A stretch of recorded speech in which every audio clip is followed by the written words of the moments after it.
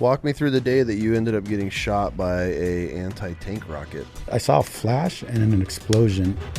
Shit's on fire. And I just felt like someone just fucking socked me in the face. I started throwing up. This is not good. And I was like covered in blood. I'm getting dragged. I started seeing all this blood start coming out. I felt like someone was just squeezing my head. Then I was getting colder and colder. What the fuck, And bro? it's funny this is because insane.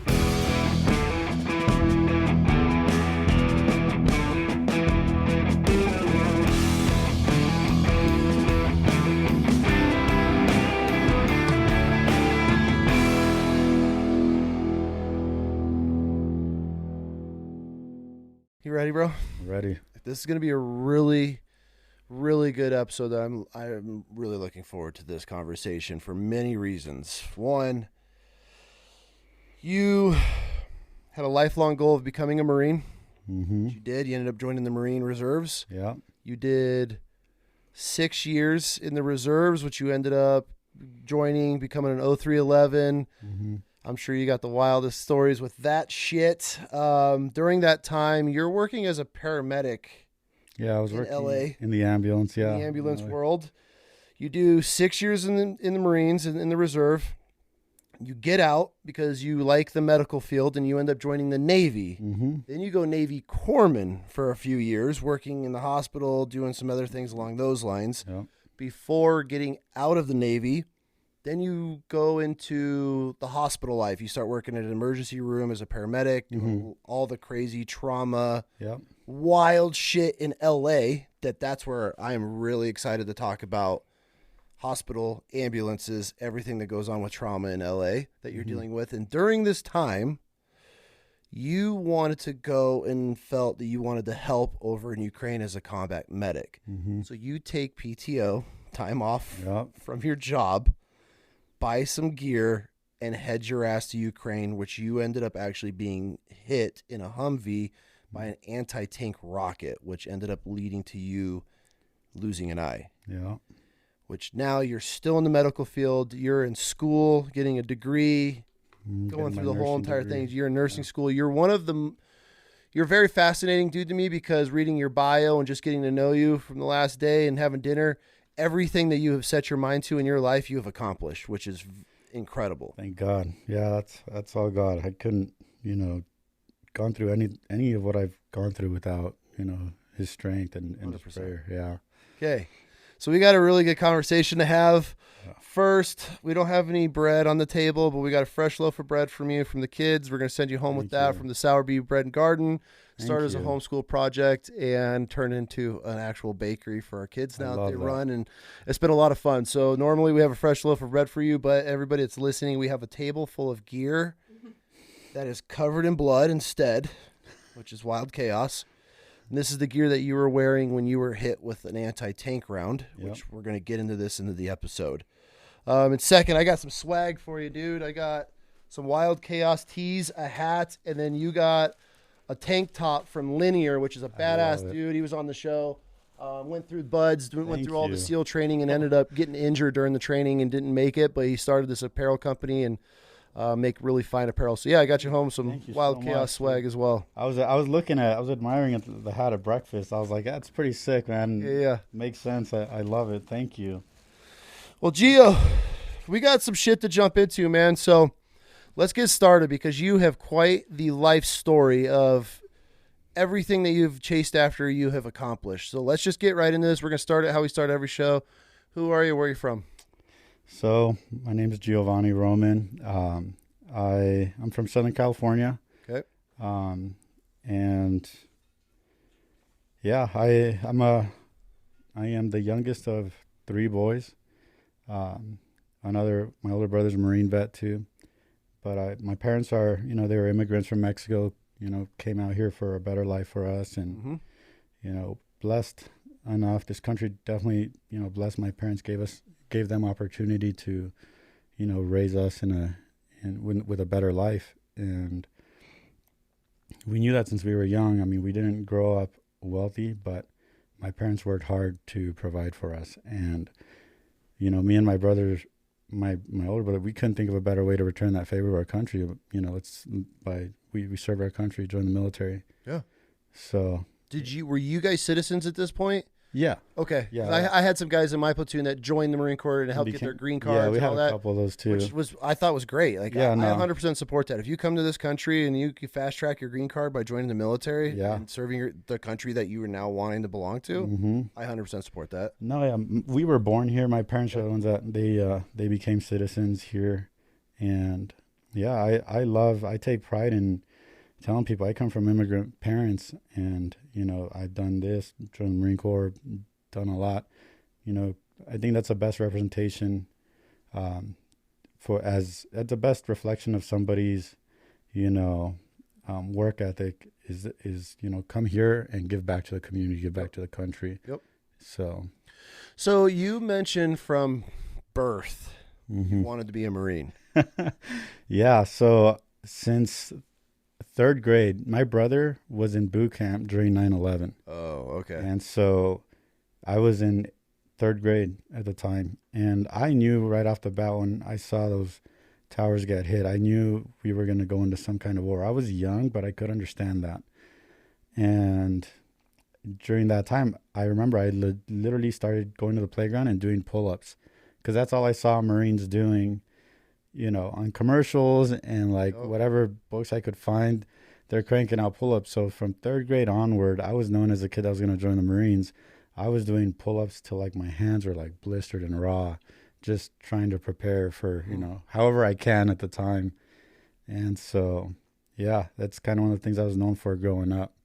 Was future Marine. So you just knew from day one. Oh, absolutely. Yeah, I was always reading whatever, checking out whatever books in the library, old school like 90s books that talk about the Marines. You know? And these Marines are wearing like the old school like woodland camo, and which is funny because those are the types of camo pants I took to Ukraine with me. Oh, no shit. Yeah, I wanted to wear like the old school. Yeah, the multi-cam ones. Yeah.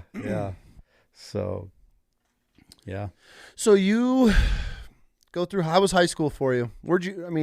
So high school, middle school, high school was good. I wasn't a genius, man. I was very focused on, I knew I was going to join the Marine Corps. Okay. So college wasn't really something I, thought too much about. Yeah. I knew I was going to eventually go to college. It's just right now my mindset and preparing it was for the Marine Corps. After high school, I was working at a gym, and I was getting ready to join the Marine Corps. I also took an EMT course, so I was doing that, and that's kind of what was setting me up to like work in the ambulance. Okay. And yeah, I started my first ambulance job doing 911.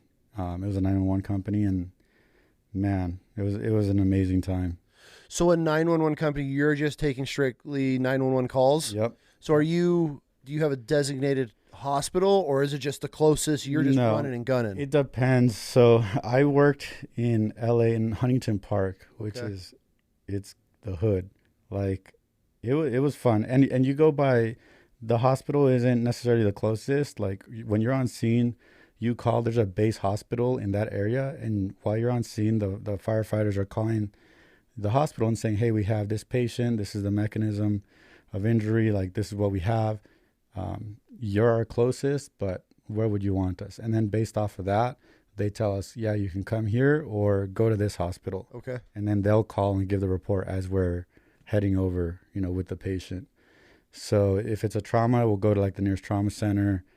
And yeah, that's kind of how that worked. It was a lot of fun because there was times where you would think like, this has got to be on the news. This is crazy. What? Shoot, like we had a dude get shot off his skateboard, and I could have sworn this dude was shot up like 4 times.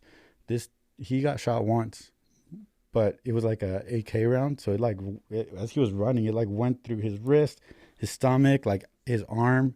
It was all just from one round that went through. Oh, you thought he got shot 4 different times, but that was just one bullet? Yeah. And I'm like, it was a bloody mess, man. Our gurney was just covered in blood. And that's when I started to realize, like, this is just everyday life out here. Like, it's stuff that happens in these neighborhoods. You would never hear about it. Do you remember your first 911 call? Yeah. What was my first 911 call? No, you know what? I don't. But like in the beginning, maybe my first week working in the ambulance, I had one mass casualty incident and one like cardiac arrest in the first week. Like a lot of my buddies, they were still in training. They weren't getting the crazy stuff that I was getting. So you're just... Yeah, like I was on the newspaper for this mass casualty like a week after. Well, I was still in training. Oh, no shit? Yeah. And what was the mass cas? it was a bus that was hit. I guess a truck ran a red light, hit this like city bus, and the bus flipped on its side. Oh, God. And yeah, I'll pull up the picture, but it was of all the patients, you know, there was a lot going on. Like I'll show you a picture of the patient that we wound up taking, but it was hectic because you're already like going lights and sirens going on scene. You see these helicopters in front of you, and you're like, what in the world is going on? As you pull up, you see a bus on its side, and you're like, damn, this is not gonna be good. Yeah. So Is there a lot of people in that bus? yeah, we only took one patient, but they had them all like lined up. Those that could sit on the curb, they set up like a little triage area. Okay. So the first like critical ones were the ones getting like kind of as the ambulances came in, they're thrown on, given a quick report, and then tell you go to this hospital. We already called. They're waiting for you. Yeah. So I mean, you learn a lot. You learn a lot about how like triaging works, how to organize like the flow of ambulances, how to direct traffic and stuff like that. So no shit. Yeah. There's a lot of logistics that goes into it, and it's very, very interesting. So you guys are just chilling, just driving around at night? Are you parking a place, or are you out of like a building, like a center? Because you're not working for an ambulance or a fire station. You're like a contractor. Yeah. Okay. So they would tell us like post at this intersection and kind of, you know, wait or stick around this area. So before we got that call, funny enough, is my partner, we were trying to find something to eat. And so my partner finds this place, and he's like, let's try this place. It's Cali Tacos, dude. They have huge burritos. It's an orange. And we go and we order our food. And as we pick up our food, we get like the call, stand by, there's a mass cast. So we're over here like getting ready to go. We didn't even eat our food. We responded to the bus thing, and as we put our patient in the back, she's like, I smell food. You know? Oh, shit. Yeah. We're just like, oh, yeah. Like, you know, we're not going to tell her like, oh, yeah, we got burritos before we got this call. Yeah, we were trying to eat dinner. When this ruined our night. You learn to kind of eat fast and like not expect to eat when you get your food, because they could page out a call. You could be the closest unit or something to a call, and then you have to go. What was the wildest ambulance call that you went on? So one of my favorite, most memorable calls was a shooting. It happened in like Compton area. Okay. So I was Huntington Park. Compton's right next door. And it was like I want to say it was a drive-by or something, but we arrived. We were like first unit on scene, and it smelled like the shooting range, dude. Like I was already a Marine at the time, so it kind of smelled like the range. Okay. And our gurney's like running over shell casings. It was just crazy. I was like, this just happened. And we were the first ones on, and we're waiting for the fire truck to make its way around, because the streets over there are very narrow for these, you know, big engines. And me and my partner, it was a shooting. So I help one guy he was hanging off the seat by his seatbelt, but the car door was open. There was a handgun on the ground. And, you know, me, Marine at the time, I was like, I want to go see, you know, what that is. My partner ran over to this other patient. I, you know, cut the seatbelt, pulled the guy out. He had blood on his shirt. It was obviously like a gang shooting. Mm-hmm. Cut his shirt. He had like a pneumothorax, he had a second chest wound for sure. So put the chest seals on, roll him over. I go help my partner after, because I was like, we just need to get this guy out. But there's a second patient. Second patient was shot in the neck, and he was fighting my partner, because my partner's trying to assess, like, you know, how to clear his airway. But this dude's like choking on his own blood, pushing my partner away. My partner's a Army combat medic, like 2005. Like so he's seen some shit. Yeah, dude. Yeah. But he's like annoyed too, because he's trying to hold this guy. This guy's fighting. So I go help him out, trying to hold this guy down to control the bleeding. I look over at my guy and I stop seeing like the belly breathing, the work of breathing. And I was like, dude, what, like, did I do something wrong? What's going on over there? I let go of him. They just kind of resumed struggling, fighting, dude. And I run, check back on this guy. I peel the chest seal to see if it needs to like burp or something. No, I check pulses, nothing. So I started doing compressions, and finally the fire truck rolls in. I hear like the hissing, the truck stops. I'm like, okay, cool, we got help. And as I'm doing compressions, this firefighter just shines his flashlight at me. He's reading my badge and my name, and he goes, Gio Roman. And he like said my home city where I live. And I stopped. I was like, how the heck does this guy know where I live? And he looks at me. He goes, it's me. And he said his name. This firefighter was my middle school history teacher. No shit. He became a firefighter after I graduated middle school. And yeah, here we are on this random Saturday night, like 911 call. And I was like, oh my God. Like I couldn't believe it. We wind up like, I like quickly said hi. We're continuing compressions, load this patient up. We take him to the trauma center. He followed us to the trauma center. I took a picture with him outside after the call, but he asked me, he's like, did you join the Marine Corps? And I told him, yeah, I'm in the Marines. He's like, why, I remember you, like always talking about that. I would purposely, he taught history. So I knew even back then in middle school, I knew every battle the Marine Corps fought, and I would read all these books. So I would purposely, and he would answer or ask the class history questions. And if you got it wrong, you'd have to stay behind and do like jump squats or burpees or push-ups. I knew the answer. He knew it. I would purposely get them wrong just to go get get a workout in. Oh shit. Yeah. And he would get annoyed. He's like, he would ask me and he'd be like, you're going to do push-ups. Just answer the question correctly. I'll still make you do them. Yeah. And you guys end up meeting at a shooting. Yep. Years later. Yep. He became I would have never expected that. Damn. Yeah. So. What are the odds of that? I know. And we wound up, I met with him like a year and a half ago because he did see me after everything happened in Ukraine. And he's like, is this you? And I was like, yeah. And we met up, we caught up, and I was telling him more stories. But yeah, we still keep in touch.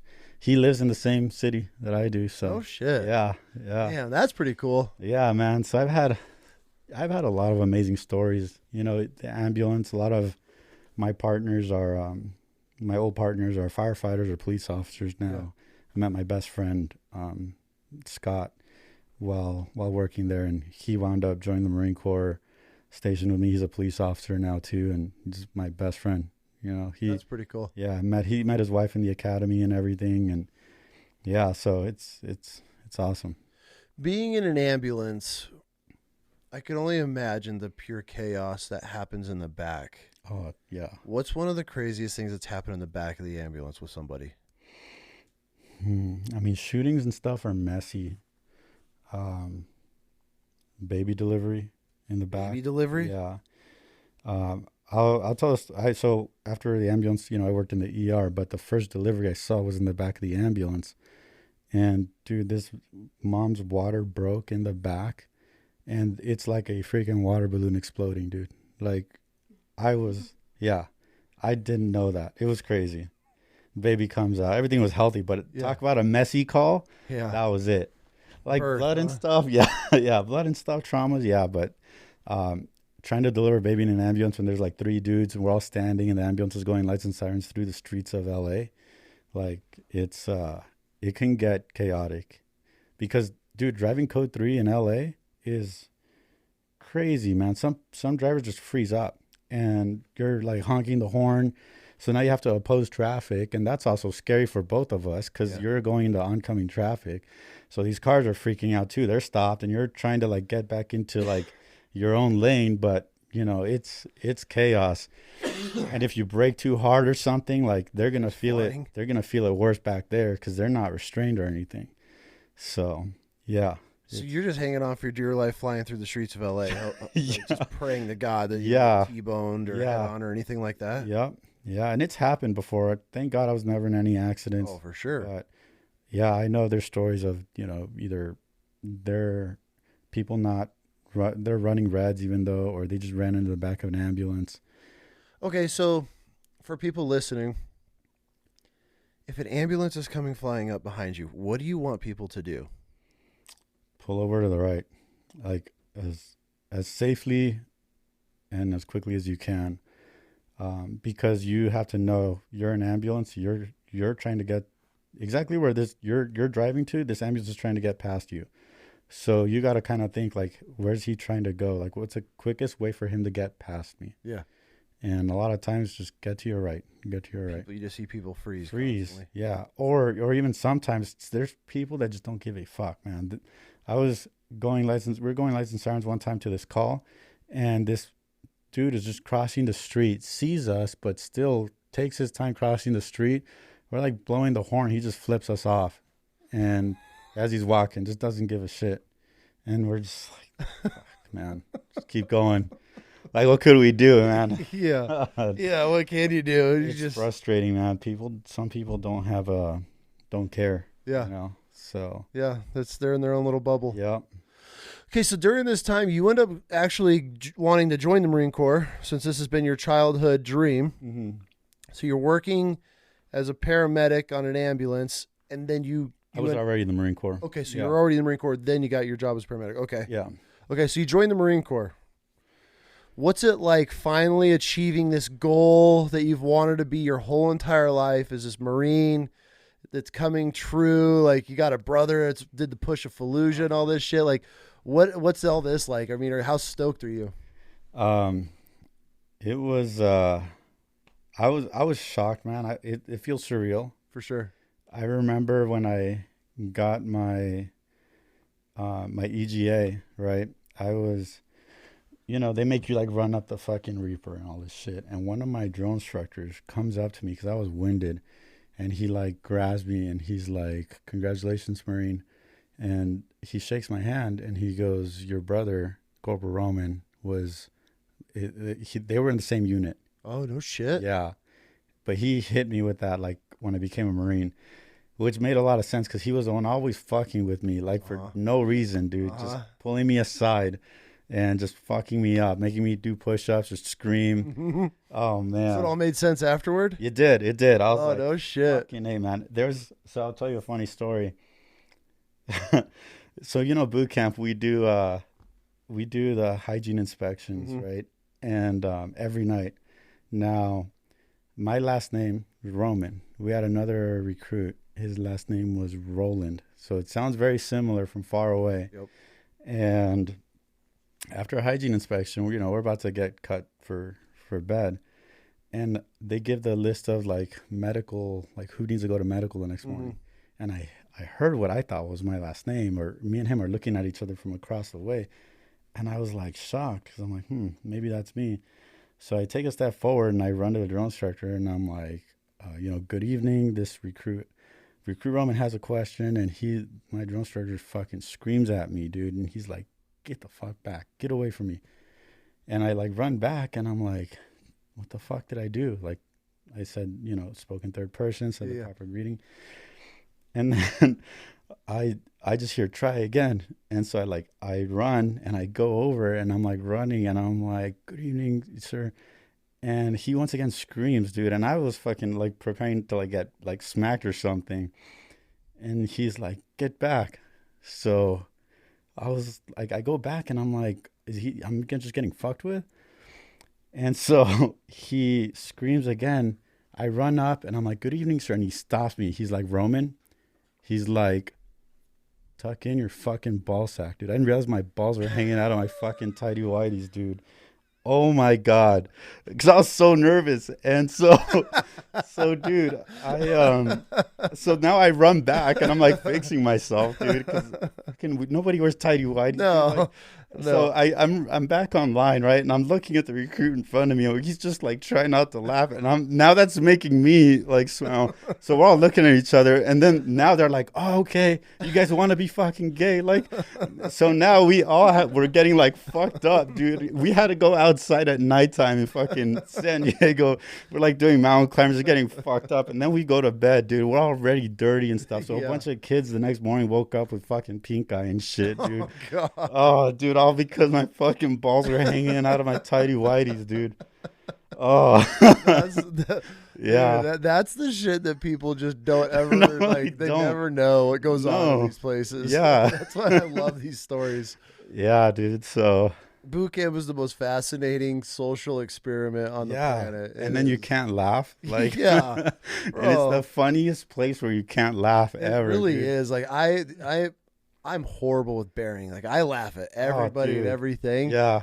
So like me, if I ever had to be a drill instructor, there's no way, bro. There's just I laughed all the like I had these drill instructor Staff Sergeant Barnes. He was like this 4 foot tall black dude, had the biggest chiclets for front teeth, and he would just like he'd snap, but like he'd have to look up at me, and he'd always be like, "You eyeballing me?" And I'd just be like, "Yes, sir." And like, dude, it was just a game, and I'd just be dying laughing, and like, but it was just the funniest shit, man. Yeah, like the funniest time of your life, but you can't even like laugh at anything. Oh yeah, dude. No, there was there was one Pagia. He's a small Filipino dude, drill instructor Sergeant Pagia. And funny story about him. One time, some recruit, I guess, tried to like kill himself or with a shaving razor just cut his like wrist. Not very successful, right? Yeah. I was the witch doctor like recruit because I had access to the first aid kit in the whiskey locker. And so I just hear them scream for like witch doctor, and I'm like, oh shit. And I run up and he's holding this kid's wrist, and he's like, nope, Roman, go back. Sound your siren. And I'm like, oh dude. Right. And then I was like, I run back, and I dude, I didn't want to because I was going to start laughing. Yeah. I run back, and he's like, nope. He gives me his hand, like holds his wrist. He's like, take him and sound your siren. Run around the fucking squad bay. So, dude, I had to run around the squad bay making ambulance noises all the way around, and everybody starts like cracking up. So now 3 more of the fucking drone surgeons come out of the fucking little duty hut, and they're fucking everybody up and he never told me to stop. So I'm still like running around in circles, making ambulance noises with this kid who's crying because he tried to kill himself because he hates boot camp. So he's crying as I'm pulling him around. I'm making ambulance noises, and then everybody's just getting fucked up on the. Oh, dude, yeah. And it's crazy because a few years ago, I was trying to be a firefighter. Yeah. Well, drone instructor Sergeant Pagia is now a firefighter in Scottsdale. Oh, no shit. Yeah, dude. And I saw him during one of the interviews. I was like, oh, fuck. Dude, it's you. I haven't seen him since boot camp. So they're the most creative human beings on the planet. Yeah. Oh, yeah.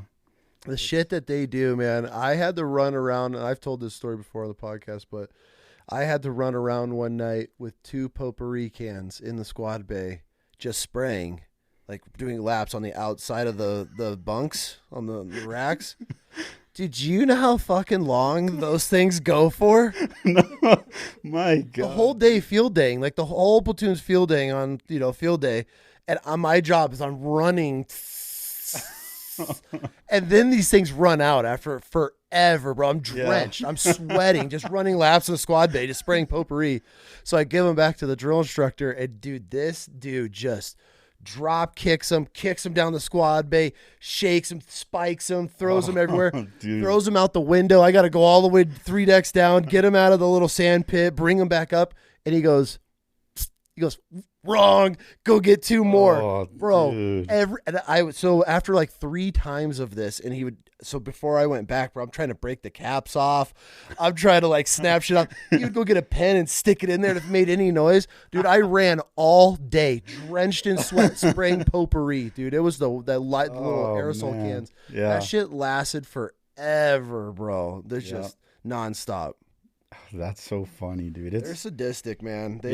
I want to get a drill instructor on the podcast just to have them tell just the most fucked up stories, because like those guys live for that shit. That would be hilarious. So boot camp was a breeze for you, or what? Because you've prepared your whole life for it at this point. I mean, you've wanted to be a Marine since you were 3. So what's it like going to boot camp as like your most physically fit? Dude, so I came into boot camp. I was able to crank out like 20, 25 pull-ups easy. So it's funny because, people struggle, but when it came down to me doing it, I would crank them out, and they got tired. They're like, you know what, fucking Roman, just fucking run, go chase the airplanes. And I'd be in fucking like, look at your San Diego Marine. Yeah. And so like, I'm over here chasing these airplanes, and he's like, no, I want to see your wings. So now I had to fucking run with my hands out, like fucking like an airplane. Oh, dude. So yeah, I got good at running. Like That's all you did. Yeah, because I could crank out the pull-ups easy.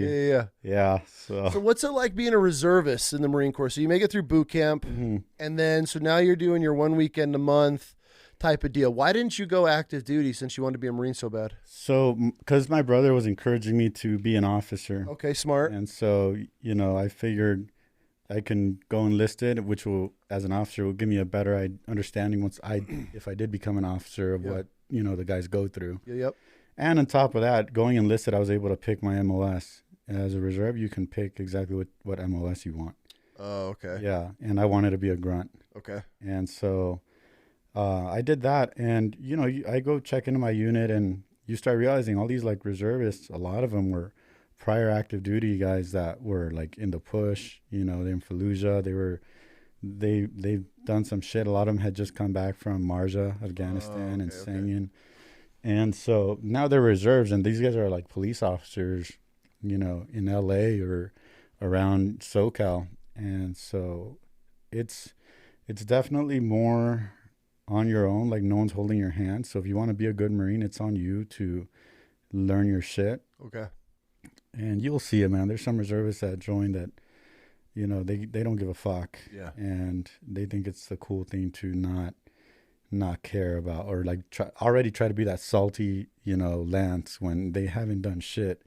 That's, I feel, is a huge, because there's always a rift between active and reservists. Like when you go to the range, any training time, whenever any units get together, and you'd be like, oh, so there's the reserves. Like, oh, fuck, the reservists are here. It was always that, especially on the rifle range. Oh yeah, dude. It was always, nobody liked the reservists, but because I think a lot of it has to do with the image of just being overweight. There's a lot of them look like that. shit. They don't have the 24/7 Marine Corps bred into them. Exactly. And yeah, man, I don't know. I was promoted ahead of my peers, man. I was meritoriously promoted. I volunteered for stuff all the time because I was out running, my team leader, out hiking, like shooting. Yeah.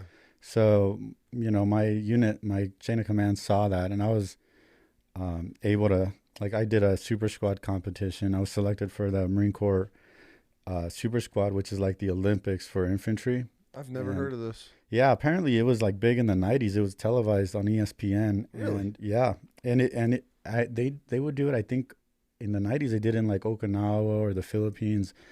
And it's like a 4 day, like big field op, but you're running in a squad. Okay. So every unit picks like 12 of their best dudes in that company, and they put them together, and you're learning. You got to be on top of like all your infantry knowledge, like patrols, everything, and you're tested on that. So we got to do that. I got selected, and we got to like try out for it, and I was able to make it through. We got to go to Alaska to go participate. We were competing against other infantry units. Oh, shit. And it's cool, dude. Like, you start off, helicopter picks you up and drops you off at an LZ. You have to, like, have all your shit tight, like, lined up. We go do a O course, like an obstacle course. It was fun, dude. I mean, dude, I was pretty strong, so I was able to run through that stuff. And I think we had to do it, like, twice, the whole thing. Okay. And then we're given like coordinates, and we have to run to this next LZ where the helicopter's like coming to pick us up, taking us somewhere else. And we're just tested on like setting up ambushes, kicking out patrols. And in Alaska, dude, where we were doing it, it was wild. I've never been up there, but it was a lot of like mountains and jungle environment. And I was tired as fuck, dude. And I look at the time, it said 23:30, like nighttime. But it looks like California noon. Yeah. And so I'm over here like, this is fucking weird, man. Like, isn't it? Yeah, it's a trip. It is. And the cool thing is we wound up winning that whole competition. And so we got to wear this golden shooting badge on our dress blue uniforms. Oh, next to our rifle expert badge, yeah. I've never seen anybody with that or even knew that was a thing before. They brought it back, I think my year. This was in 2015, 2016. Oh, okay. I wonder when they stopped doing it. I think like right after 9/11. Oh, okay. Yeah. That's probably why I've never heard of this. So yeah, it was. That's interesting. Well, good for you guys for winning that. That's pretty badass. It was fun, man. I loved it, dude. It was a getting fucked up because we would do like unknown distance shoots, then run to a shed and take like a infantry knowledge test. Okay. We get graded on everything. So it was cool. To be able to represent anything in the Marine Corps for the Marine Corps has got to be a pretty cool feeling. It was a good feeling, man. And for me, like, I loved it, man. Like I said, some of the salty guys would make fun of me that I do your fucking 2 moto or all this shit. Yeah. Man, there was times where, like, you know, during the week I'd work in the ambulance doing these 911 calls, and then I'd just be like, dude, I gotta go this week and we're gonna be training because we just literally go to the field. I'd be so excited, man. You know, they'd give us the thing, show up formation at this time. I'd be so excited, get my shit ready, camis, my gear that I'm going to take to the field. I'd show up to the gate, and this happened during my career in the Marine Corps. This happened at least 3 times. And I'd show up to the gate, and I'm like, formation's at 4:30. I show up at like 3:30, dude, and like just chilling. And I'm like, dude, it's 4 o'clock, 4:15. There's nobody there. And I'm like, what the fuck, dude? I like pull out my phone, and dude, I got, because working night shift, working 24-hour shifts, I lose track of the days. So I was there a whole day early. Oh God. Yeah, and I'm like, fuck, dude. God. And so like I just drive back home like, fuck. I was so excited, man, to learn. I was always like going over my shit. Yeah. And so yeah, man, I was very, very eager to learn what I could, and I loved it, man. I love being a Marine, and I take pride in it because even now, like I try to still, you know, when people think even when you're a Marine vet, like they think, oh shit, like this guy knows their shit. Yeah. You know, so I'm a big believer. Even now, dude, I could run a freaking 300 PFT, first class PFT. I could still crank out pull-ups despite everything I've gone through. Even Ukraine, having shrapnel in my hands, I'm still cranking them out, going to the gym whenever I could. I wonder what my PFT would be.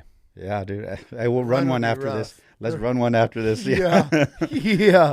I wonder, man. That'd be interesting to do a PFT. Then see where I think they changed it. I don't know. Yeah, all of it's changed now that they do like a combat one now where you have the ammo cans and all that shit. Yeah, I did that towards the end of my career, which that was just coming out when I was leaving. Yeah. Like the over the head ammo can, the buddy drag and all that good shit. Yeah. The CFT or whatever they call that one, right? Yeah, I don't know how to feel. I don't know how that's gonna. I mean, after everything's said and done, having been through combat, I don't know how raising an ammo can over your head, I mean, is gonna help. Who knows? Yeah.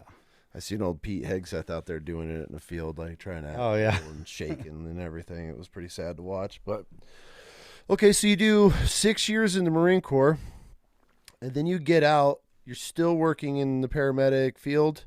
Yeah, I was working in the ER at that point. Okay, so you've transitioned to the ER, and then you want to go Navy Corpsman. What made you want to leave the Marine Corps to go to join a Navy Corpsman? So for me, just talking to the corpsman, one thing I did kind of while I was in the Marine Corps, I went to boot camp with this guy who, his dad is a doctor at one of the local trauma centers, and they train corpsmen. Yeah. So I was actually able, as a Marine, to just go and take that course. Really? Yeah. Okay. But it was obviously like all like no like paperwork or anything because I couldn't get certed for it. I was a Marine. Okay. But I got to do a lot of cool shit, man. And I was like intubating patients and doing stuff like that. Okay. Talking to our corpsmen in the Marine Corps, like just kind of seeing how they run things. You know, during the week, I'm doing 911 calls in LA or working in the ER. And then I see how things are done in the military, things are done, you know, civilian wise.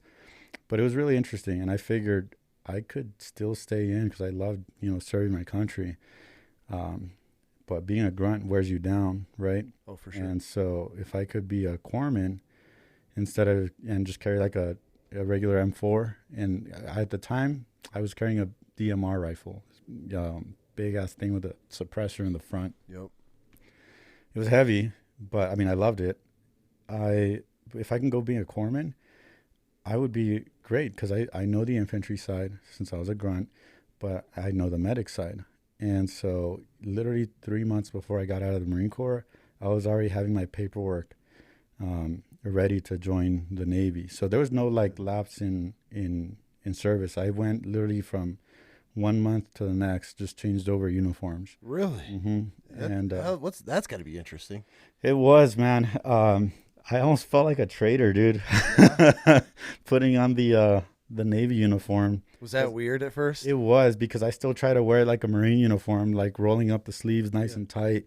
And the Navy has patches on their thing, so it's a little stiffer. And yeah, but it was cool because I was able to go back to my infantry unit and help out like the corpsman, the chief there, like because he knew who I was, I knew who the guys were. Okay. And help them with their like medical stuff. Yeah. And I mean, even in the Marine Corps, while I was in the Marine Corps, I was helping the corpsman. I was giving the guys flu shots and everything. So I was already kind of getting a feel for that side, how that worked. And so I would do that, on the weekends. I worked in the ER during the week, and it was interesting, man. The Navy's much more relaxed. Okay. So this is something that is, I guess, the age-old question that you can answer. You went from the Marines to the Navy. Mm-hmm. What's the biggest difference in the two? For me, the biggest shock was seeing females in uniform, because as a grunt, you don't really see that. Yeah. And just everybody's so much friendlier, and like even from like the officers, the higher ups, everybody has like smiles on their face, dude. Like it's not like you're fucking gunny who's all fucking pissed. Staff sergeant's all fucking stressed out all the time. Yeah. So that was that. And it's funny because I met one of my docs, one of the doctors I work with now in the ER. He was a commander in my unit. He was my commander when I was a corpsman in the Navy. Oh shit. Yeah. So over there, I'd have to like salute him, And then, but he knew who I was, and and even now we still work together, and he's still in actually, and it's a small world. Yeah. If you could do it again, knowing the difference between the Navy and the Marines, which would you pick? I would have still done it the same way, Marine Corps to Navy. Yeah. It's good to know. I feel like Marines should have their own like. Still go through Marine boot camp, mm-hmm. and then go on to like to learn the corpsman stuff, just because you get a better understanding of the Marine Corps, a basic rifle team, how that works. Sure. Yeah, but I wouldn't have done it any other way. I loved it. I just knew I didn't want to stay. I was trying to go be a firefighter, so I was going. So that was your end goal the whole entire time, was to become a firefighter? Yeah, firefighter. Or police, but I liked, the medical side. And if I were to do that as a cop, I think you could be like a SWAT medic. Okay. But you just have to be on patrol and stuff. Yeah. Which, I was just kind of leaning more towards the fire side. I would have gone through anyone, whoever had hired me. Unfortunately, because, moving on, going to Ukraine, getting hurt, losing my eye, I couldn't go that route. Ended up taking that from you. Yeah. So you're in the Navy. You do 2 years as a corpsman. Mm-hmm. Are you green side or blue side? Are you working hospital or are you in the field? Both. Okay. So they had me at the hospital in Pendleton, like right off the main gate. Yep. But when my infantry unit needed help, I was like texting the chief. I was like, let me know if you need me. I'd rather much be with my Marines than be out here, because I don't know too many people. Mm-hmm. And nobody really fucked with me either, Navy side, because they knew I was a Marine first. So it was, So, and I'd rather PT with the Marines, man. The Navy PTs was a joke, dude. Oh, yeah? Oh, I was like, we're done with PT. I thought we were just warming up or stretching, but that was the PT. It was, I wasn't like a PT stud, man, but I was like, this is it for PT. Like, I remember one time we did the Navy's like PFT, mm-hmm. and I ran it and finished. I was like one of the first ones done with the run, and then after like did the whole thing easy. Then the officers did it, and so when my coworker, like the doctor I work with now, did it, I figured I'm gonna run it with them too. So I ran it with all the officers, and I was talking mad shit to all of them. Cool, because you already ran it. Yeah, because I already ran it, and I was still like beating them. And then I just made sure I was with like my doc, and so I was like, come on, like pushing him, let's go, sir. And it's hard because, like I said, I've known him since before as an ER doc too. Okay. So I'm like, let's go, man, push. I'm pushing him. He made it to the finish line. He just like drops and starts puking, and I'm like, oh, dude, come on. But Yeah, not cut for it. yeah, and yeah, so that was that. And then I would see him during the week. I worked at 2 ERs Okay. at the time, and that was fun, man. Had some good times there too. At the ER? Yeah. Let's talk ER. Uh-huh. And are you still in LA at this point? No. I mean, it was a ER. It was like on the border of LA and OC. Okay. What's it like working in an ER? It's if you work in a busy ER, you get real good at your skills. Because in the ambulance, you're trying to stabilize and do what you can in transport. Yeah. And like if it's like a cardiac arrest, you're doing compressions the whole way to the hospital. And then you put the patient on their gurney, and it's like, all right, they take over. You get your signature from the nurse, the handoff report, and you leave. So you're not there to see like what happens after, if they make it or if they don't make it. So you're working in the ER now, you see the handoff, and now this is your patient. So you're continuing compressions, you're working the code. You actually see the family come in and watch you do compressions and, see if the patient makes it or if they don't make it. You're there while the doctor is saying, all right, Gio, we're going to do another round of compressions, but we're going to bring the family in here because after this, after these 2 minutes, if we don't have pulses back, like we're going to call it.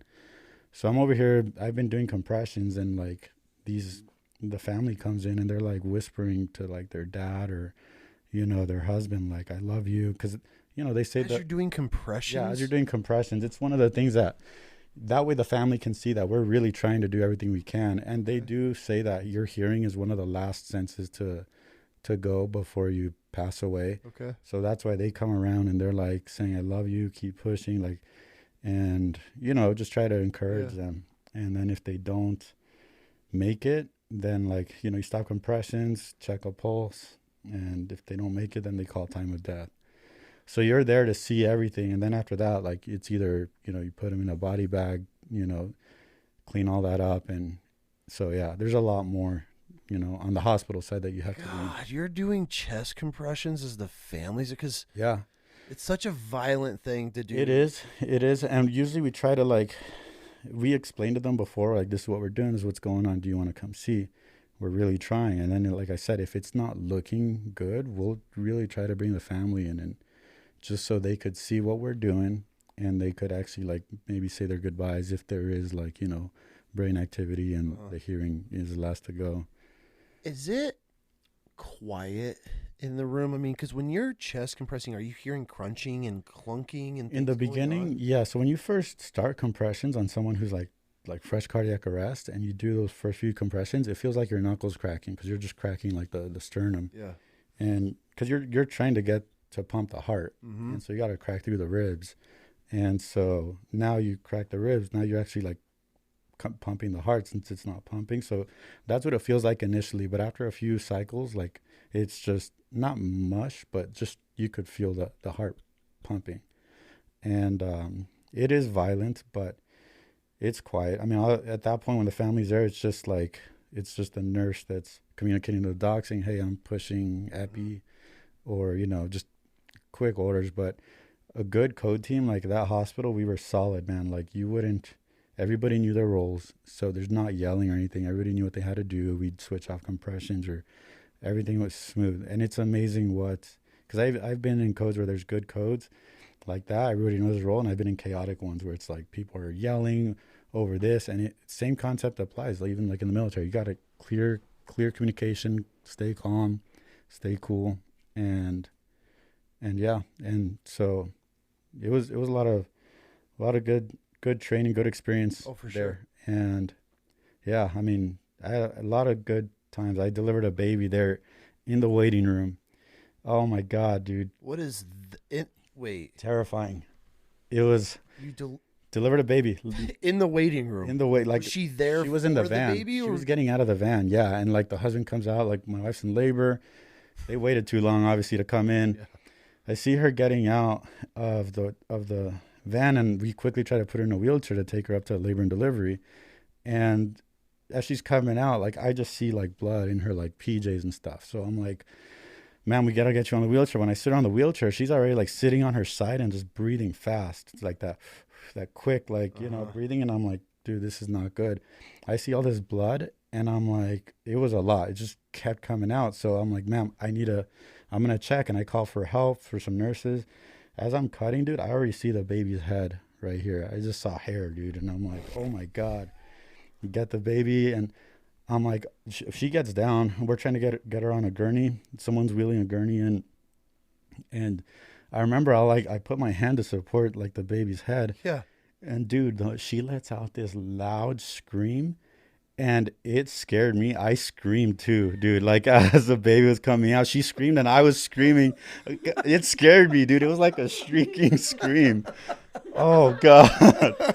And so we're both screaming and a baby comes out and it was a baby girl, dude. I got it. And what's that feel like? oh, dude, I was scared because I saw it and I'm like, okay, it's moving because I saw it like kind of like bringing its arms close. And then it started crying. And that's when I'm like, oh, good. But I remember as she was pushing, dude, she also pooped because they're pushing so hard. So I like, dude, shit all over my forearms and stuff. And I'm like holding this baby. I got poop on me and I'm like, oh, God. And they don't teach you that in school, dude, that they like shit themselves. So yeah, and thank God baby was good, baby, healthy cry, but you feel happy, but at the same time, you're just like, oh, God. Yeah. I'm so glad this got brought up, man. That is that the only baby you've had to deliver? I mean, between the ambulance, we did 2 deliveries. But this one was one where I was like alone for a lot of it. Okay. Because they were trying to get help, get a gurney, blankets and stuff. Yeah, what a cool feeling though, huh? Oh, it's amazing, man. It's you learn to like cherish those little cries. You're just holding this brand new creature. Oh, dude, it's. I tell people even now, like, it's a gift from God. For like, sure. Even now, after we're gonna get into it, but I mean, after everything I've seen and been through. It's very easy to be angry at God and, why these things happen. And how can you not believe in God when you look into the eyes of a little newborn? For sure. It must be amazing. And that's one thing, more than ever wanting to be a Marine, I've always wanted to be a dad. Yeah. And so, because it's just such a precious thing to have there, your baby. And I've done CPR on babies too. So it's one of those things that you learn to cherish, that cry, the moving arms, and stuff, because we had babies that are days old or like it was a SIDS baby one time I had to do compressions on, and that one messed me up because we were doing compressions and it was like 4 a.m. I'll tell you a funny story about that. And we're doing compressions on this baby. It's like 4 a.m. and we're trying so hard. We tried for like an hour and a half to try to bring this baby back. And we finally, like, the mom was in the room, and I'm doing compressions with 2 fingers, right? So I'm, like, switching off on the incubator facing this way to do this arm, right? And when the doctor was like, hey, we're about to call it, like, we brought, like, the mom was right there. And the doctor told the mom, what's going on. I stop compressions, we check a pulse. And the doctor says, okay, well, like, time of death. Calls the time of death, and the mom, she was a young mom, she like started crying, and she looked at me and grabbed my arm and put it back on the baby's chest and goes, please keep going. And I didn't know what to do, man, because the doctor obviously said stop, and then the mom's over here looking at me with these tears in her eyes. So it's rough, man. So yeah, that baby didn't make it. And I'll never forget, because the family showed up after, and they showed up in a bus, man. Like that was a different, I'll get into that call too, but the family shows up and you're over here trying to like explain to them with the doc. There was times where I had to translate because I speak Spanish and tell them what happened, and it's hard to explain and make someone understand when they don't have the knowledge, but all you can do, you just do your best. Yeah. So that's got to be pretty rough. That's the shit rough. that nobody talks about with doctors and trauma nurses and things like that is doing a compression on a baby for an hour. And yeah, dude. And then after that, then you go to the next patient who fucking comes in because they have shoved something up their ass. Like or you go to the waiting room to try to get a deep breath, and people are like, I've been here 3 hours, like, and they're like yelling at you, and you have to like calm down. It's so easy to be like, fucking come into the room and look what, Yeah. you can't do that obviously, but I wish people had an understanding of it. What's going on behind the closed Exactly. Like dude, the ER, there's always shit going on. Even if it's not the waiting room, there's ambulances coming through. There's this other story. We had a full arrest. It was like a young dude. He was like 35, 36. He was found down in the restroom by family. So they're doing compressions and they bring him in. We're doing compressions. Family, the patient's not going to make it, it seems like. So we bring the family in and they're like crying. It was the mom and the like 3 daughters and 1 son. And the son, I guess, had some kind of like disability.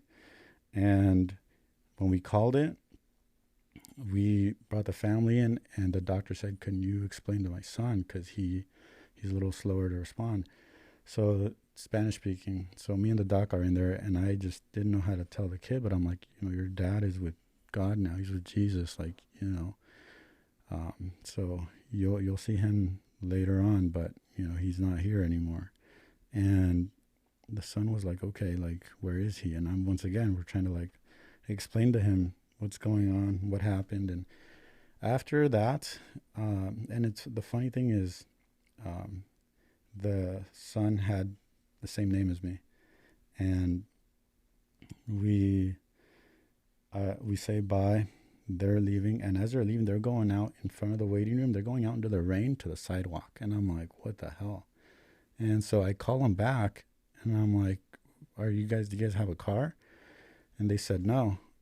They took a bus, and they had like their family initially in the morning drive them, like neighbors and stuff. And so I bring them back into the waiting room.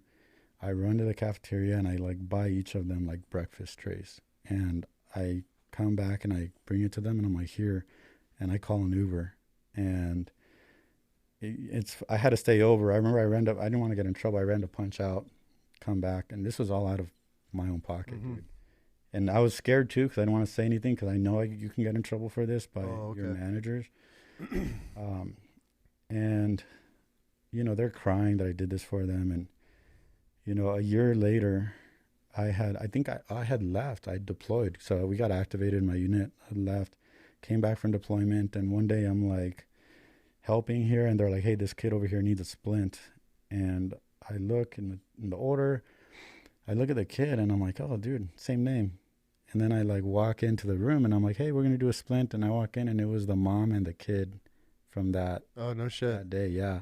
She looked at me, started crying. She's like, we never forgot about you. Like, you helped us so much during that time. Oh, that's cool. Yeah. So you got to see him again after that? Yeah, he like fell on the playground, like broke his arm or something. But yeah, things come full circle. So in an ER, you see all kinds of shit, and you kind of alluded to it. And my wife has showed me this page recently. It's like this doctor TikTok page where people just put shit in their ass all day. How often do people come into the ER with something put up their butt? Dude, I would say that I've seen at least once a month, maybe something like that, dude. I work night shift. Okay. So it's funny because a lot of times when they come in at like 6 a.m. because they're over here hoping that would have come out on its own the night before. Okay. But yeah, like we've had, I'll show you some pictures. You got pictures? Yeah. I want to see these. Like x-ray images. Yeah. You got bowling balls which is amazing. Bowling balls. What? Yeah. What? Yeah. Yeah, I'll show you the picture. Yeah, bowling balls. We had like just toys, a lamp, like a little lamp one time, which was mind blowing because, yeah, it's a lamp, like a ceramic lamp up this dude's ass. He's mag lights. I've seen mag lights, those police flashlights. Yeah, and it's crazy, dude. Because some of these people, like, they're professionals. Professional what? They like work as like city councilmen, like, for. Is this mainly dudes? Dudes. All dudes? All dudes. Because honestly, like we get, for girls, if it's like, a sex toy or something, or girls, a big thing is tampons. Like some girls will forget that like they have a tampon in there or something. They go and into shock or what? Anaphylactic shock? no, they just go into they forget they put tampons in something, and then all of a sudden it starts hurting. They get like a UTI because you know, and then yeah, I guess they forget sometimes that. And you got to fish that shit out? Yeah, yeah. Sometimes with the guys, dude, we have to like literally like just legs over like over your shoulder as a doctor's like in there trying to like freaking fish it out. And what do you mean you're doing this hand gesture like you're in there with your hand? The doctor is trying to get in there with their hand, like the gloved hand, trying to like get in there to pull it out. And then if they can't do, then they go to surgery and they like. How do you remove a bowling ball from someone's ass? That guy had to go to surgery, dude. Does it come out their stomach or do they go through their? I think it's I don't know. How big? Yeah, how big of a bowling ball? Bowling ball, dude. Like, yeah, like a normal bowling ball? I would think so. I'll show you the X-ray, dude. It's crazy. I don't know. Yeah. And you get funny shit, dude. Like, it's never a dull moment, man. We got just last week, this dude like was tired of waiting in the waiting room for like 20 minutes. He faked a seizure, complete with like shitting and pissing himself. And the whole time while he's having a seizure, he's like looking at me, and I'm like, dude, no. You'd be rolling your eyes and all this stuff. And then when he got done, he's like, I need help. I'm like, if you really had a seizure, dude, you'd be confused as fuck. Like post-ictal, all this stuff. Once we saw, like, we brought him back, took his vitals. He was fine, dude. He's here for a rash. And he was like, oh, you guys aren't going to help me. He's like, fuck this hospital. He just left, walked out. Like, so he comes in for a rash. Fakes a seizure, shits and pits himself on purpose. Yeah. And then once you guys once he saw we weren't giving him a bed or anything like that, just left. What's it like dealing with the mentally ill in a hospital? Oh, dude, it's you quickly learn to do you de-escalate situations, man. How are you de-escalating them? Like somebody that's just tweaking in a hospital. You talk to them, you reassure them that they're safe, and that you're there to help them. And you try to obviously you don't try, because we have restrained patients. We do 4-point restraints. Okay. So you obviously don't want it to get to that point. You try to talk to them, calm them down. But sometimes it comes down to for their own safety, you have to restrain them, 4-point restraints, because they could hurt the nurses. I've had schizophrenic patients, one just come up to the nurse and goes, I want to leave. Let me leave or I'm going to kill you. And I'll quickly put myself in between them. I'm like, hey, what's up, buddy? What's going on? Let's talk in the room. And this dude wasn't having it, dude. So at a certain point, you have to go hands on. And then it sucks because while you get your buddies that come help you, you're over here. I was taking punches to the stomach as I'm just trying to hold him down to the bed. And it can get crazy. That's got to be tough to do because you're trying to detain somebody and at the same time not hurt somebody. Exactly. Or cause more injury. Yeah. So you're just enough to detain, but meanwhile they're flailing and flopping and screaming and going batshit crazy, and you're trying to not hurt this person. Yeah, we had a patient one time. He he took a shit on the ground, took the shit and just covered himself with it, ran out. And one of the techs I was there, dude, this guy I have my own thoughts, but he's too scared to grab him. And this dude runs out of the ER. And by the time I was running out the ambulance bay doors, that's when I heard commotion. So I ran out and I see him and I'm running after him. And he just runs and takes a flying leap off the ambulance bay. Just cracks his head. It's 20 feet. So it can get crazy, dude. God bless. Yeah. And once again, that's just one patient. You got to go back to work and deal with shit, dude. I had one of the more recent stories.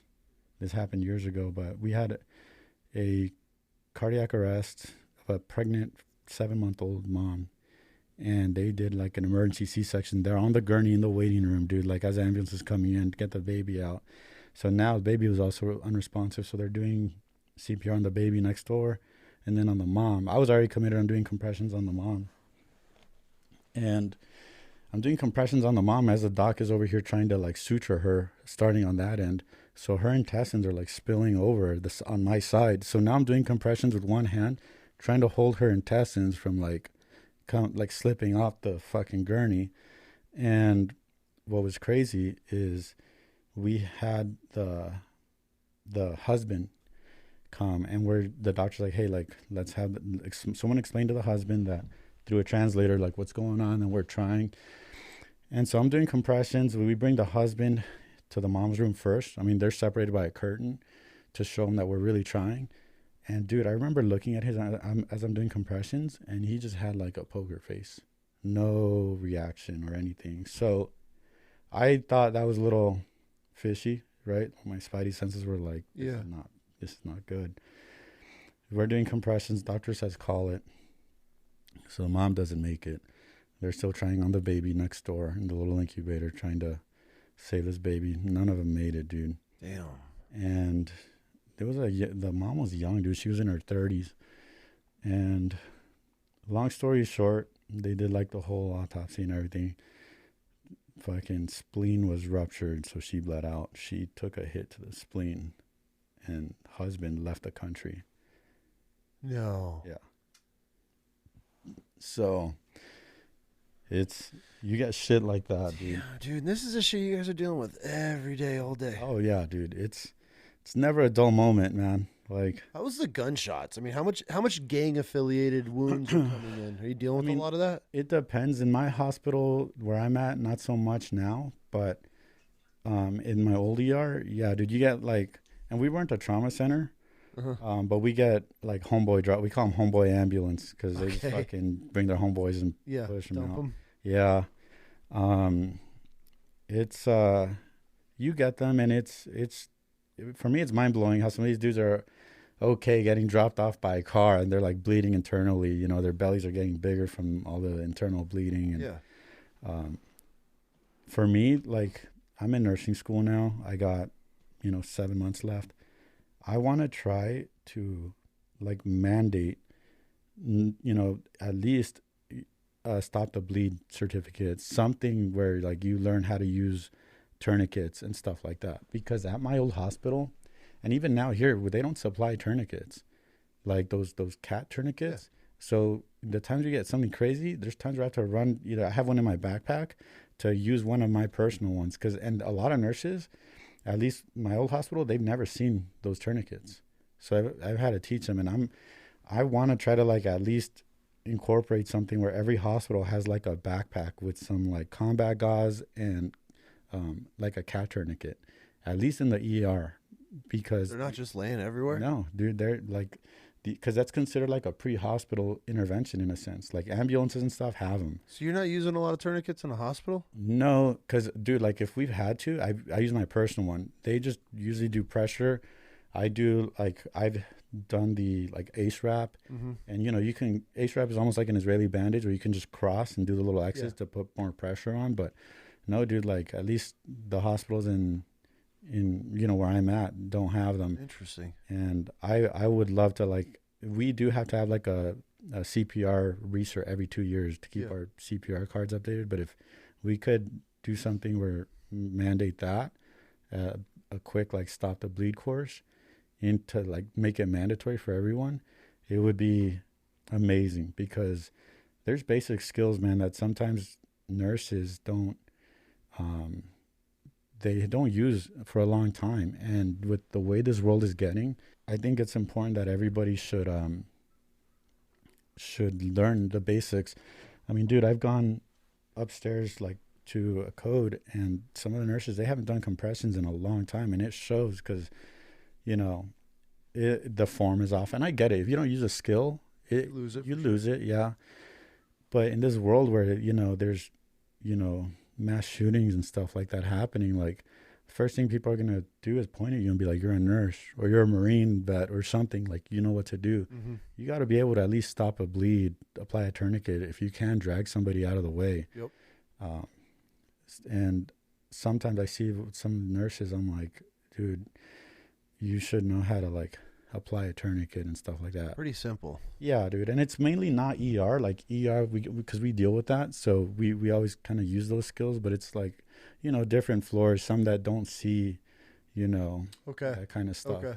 And so it's still good to know, like, you got a mother baby nurse or L&D nurse. It's like, they should also, like, it's good to know how to apply that, because they may be off duty or somewhere, and if something goes down, mass shooting or something, it's still important for them to know. Absolutely. So hopefully, I could have some kind of influence on that when I'm done with school. Yeah. Okay, so during this time, you've lived your life as a Marine, joined the Marine Corps, checked that life goal off, wanted to become a Navy corpsman, check that off. You're working in an ER, working on your school.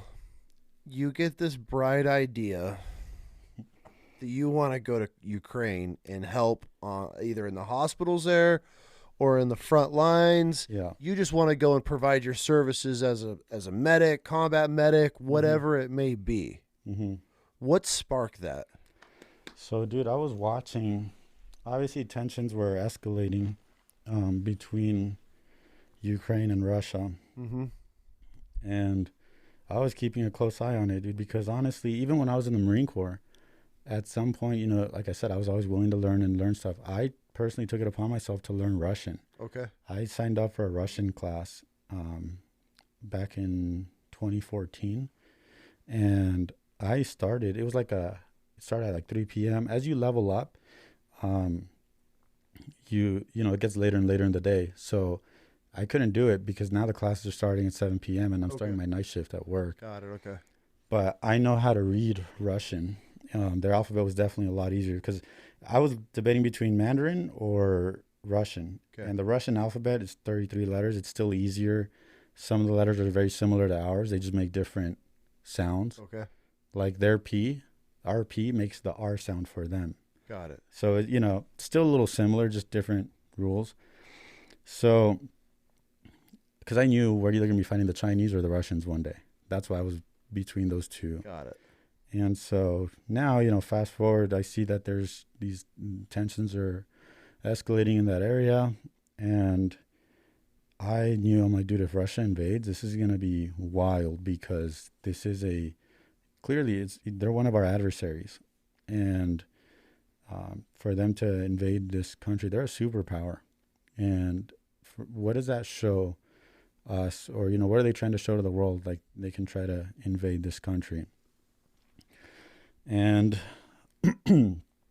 a week before the invasion started, I had a reunion with my boys from 1st Platoon. Okay. And we're drinking, dude, having a good time. We're fucking grappling, as Marines do. And then we're just talking about current events. And I was like, guys, if shit goes down, like with Russia, are you guys going to go back in? Are we going to join? Because I fucking absolutely will. And they're like, yeah, fuck yeah, let's go fuck up some Russians. And we're drinking. That was Saturday. On Thursday, I was on my way to my night shift. And I just got there and I see on the TVs that Russia is invading Ukraine. And I was just like, wow, this is happening. I couldn't believe it.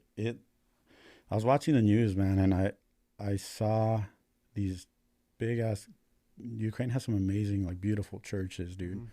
Mm-hmm. Christian Orthodox churches, but they're beautiful. They're huge.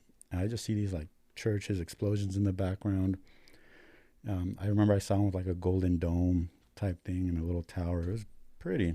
And I see the reporter talking, and I was like, man, this is going on right now as we speak.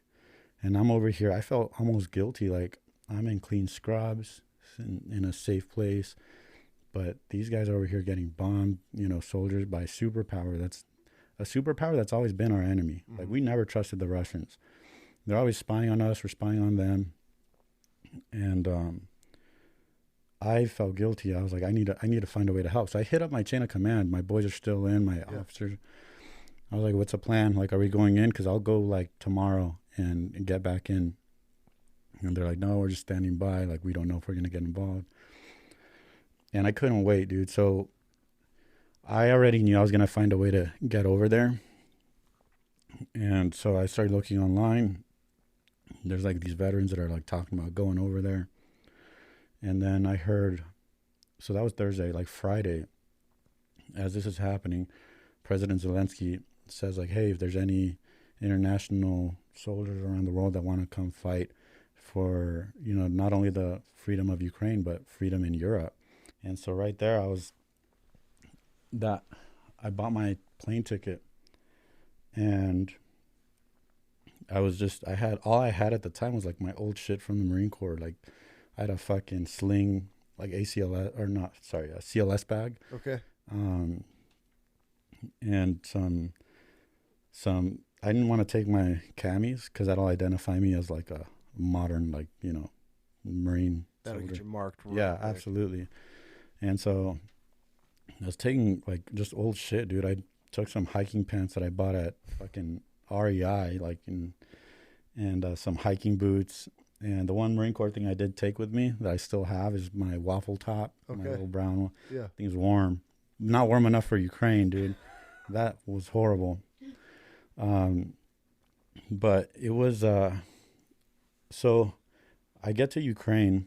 Oh, and before that, I hit up my boys. I was like, hey guys, are we doing this? All of them were like, hey, let's play this out. Like, let's see how this goes. Let's not make any moves yet. They all had their reservations about going. Rightfully so. Yeah, and some had kids, and I completely agree. Like, you have a family, that's your priority. And so they were just telling me to be careful. Are you sure you want to do it? And I said, yeah, dude. I put in for using all my PTO at work to go. And I flew out of John Wayne Airport. Okay. It was like John Wayne Airport to San Francisco to Warsaw, Poland. And I'm just going online, and people are saying go on Reddit. There's like a place for people that are volunteering. So just through Reddit, I see this. People are starting to like talk about like what they're seeing so far in terms of like what the Russians are doing. And this guy, he posted, hey, if there's any volunteers that need a ride to Ukraine, I'll drive you. So I kind of just took a long shot, sent him a message. I was like, hey, I'm in Poland right now. So we went from San Francisco to Switzerland for like an hour, Switzerland to Poland, which is like another hour. Yeah. But I'm in Switzerland, and I'm like, dude, I'm gonna be in Poland at this time. I'm landing in Warsaw. And he replied with a screenshot of the map. He's like, oh, I'm 46 minutes away. I'll pick you up and I'll take you. And I was like, okay, like, interesting. This is going to be interesting. Dude, good friend. I still keep in touch with him now. He's a tech guy, owned a tech company, but since the war started, he was going back and forth, just taking refugees from Ukraine to Poland, taking supplies to Ukraine. And he picked me up, and he showed up with his friend, because apparently at the time there was already like Russian infiltrators trying to like target these guys. Okay. And so he picked me up, never charged me for the gas or anything. He drove me straight to the border. Okay. So you land in Poland, you say, and you're getting a ride to the Ukrainian border. What's going through your head at this point? Like, are you like processing, or like, holy shit, I'm here, I have no weapons? I have the gear that I brought. I mean, did you bring your flak and everything then, or no? I brought an old school like carrier. My first thing was it's fucking cold. Okay. I was not used to that cold. I mean, I was born and raised in SoCal.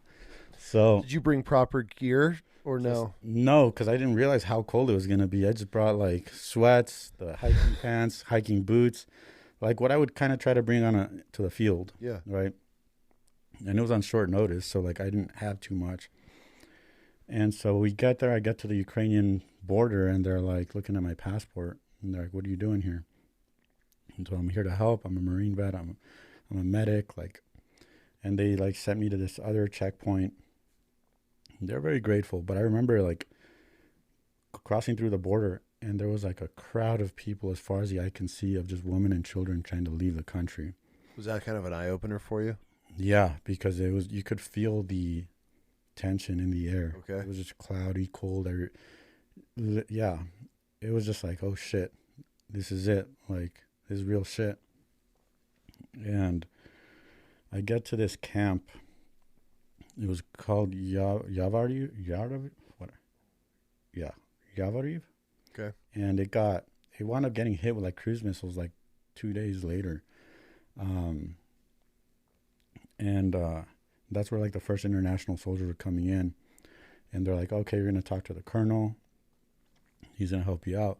So this colonel, dude, this guy, the first officer I spoke to, he had like a 1911, and he's like, oh, American, and I'm like, yeah, and he goes, oh, where from? And I just said Los Angeles. He's like, oh, Hollywood. He's like, shakes my hand, and he's like, okay, we're gonna send you over here to talk to this colonel. I talked to this colonel. He sits me down. This dude was like in sweats. And he's like, why are you here, Giovanni? Do you just want to kill people? And I was like, the fuck? I was like, no, sir. Like, I'm a Marine veteran. I'm a medic. I can go help out in a hospital if you need me to. I work in a hospital back in California. I'm good with, I gave him like the list of rifles. I was a designated marksman in the Marine Corps. I'm good with that DMR rifle. I'm good with like the M4, M16, the SAW.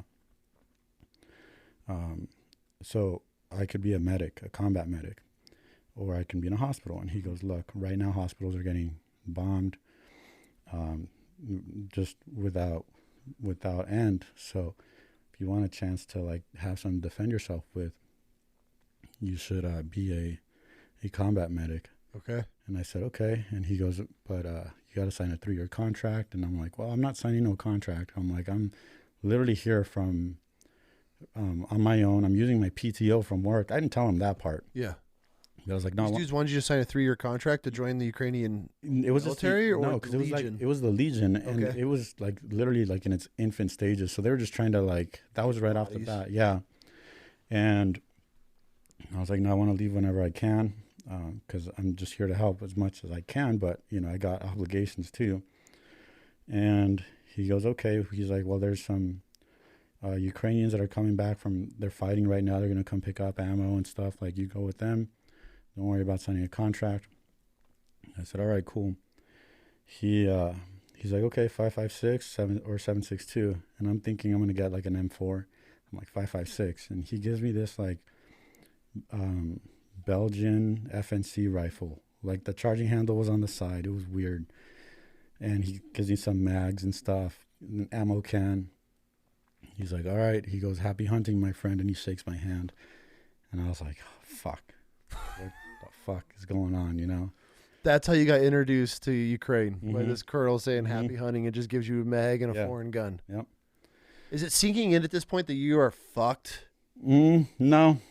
And when I say that, I mean like you're about to be in the shit. Yeah, I mean, I knew that. Realize it at this point, like what was going on, like how I was already starting to realize like this could happen because it's an invasion. Like, what do you expect? I was thinking like it was gonna be like in the cities, this fucking guerrilla warfare and stuff. Yeah. At the time, the Russians were trying to take Kiev, the capital. So we wound up. I remember we got to Kiev, and this colonel, different colonel, wants me. I'm in a minivan with him because he wants the medic with him. And we're driving through this like village on the outskirts of Kiev, and it's just on fire. You hear artillery and stuff like that.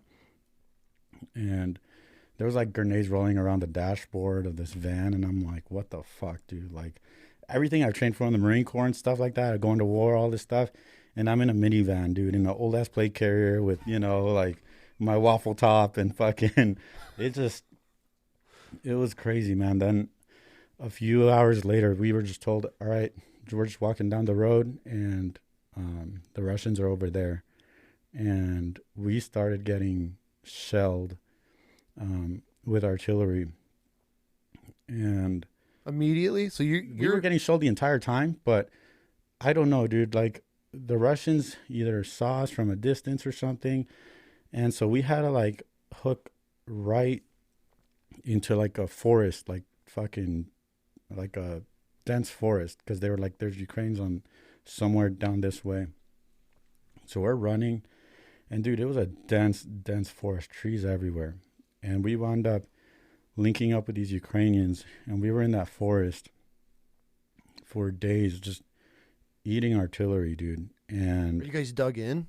They had already like a dug in position there, the Ukrainians, but me, like in the Marine Corps, you know, they teach you when you're setting the defense, the corpsman stays away from the main line. So I was kind of trying to do the same thing. I stayed back a little bit from the main hole because in case, you know, artillery landed directly on them, I was able to still be able to run in and help. So we're getting into like little firefights there while getting hit with artillery. And I remember that was the first time I saw a drone. There was this drone like buzzing around the trees and stuff, and they were like, that's a Russian drone. It had a grenade. It had like brown grenades strapped to it. When you're watching this thing? Yeah, because it was like pretty low, but we didn't want to shoot it because it had grenades. And we were getting hit with so much artillery, dude, that all these trees are falling around us. And so at one point I saw the drone get tangled up in a tree that was falling from getting hit, and it fell down. So that was like, that took care of that. And we were there for a few days. What? I'm trying to picture this, like some Saving Private Ryan or what's the old school one? Band of Brothers, right? When like they're in these woods and they're just getting shelled for like days and days and days, and trees are just exploding and there's shrapnel. Dude, the ground is shaking all the time, man. What the fuck is this like? Like how you're just laying there, just taking these rounds? Like, yeah, dude. What was your guys' mission? Dude, that's the thing. It was chaotic. Like we didn't know what the fuck we were waiting for. We were waiting for further orders to like push up into the village, but the Russians were there. And I remember at some point, like the second day, we were told that the Russians were like, they had us in a horseshoe, like trying to encircle us. And I'll never forget, dude, there was this fucking dude with face, like he had a face tattoo. It looked like a Mike Tyson like face tattoo. Okay.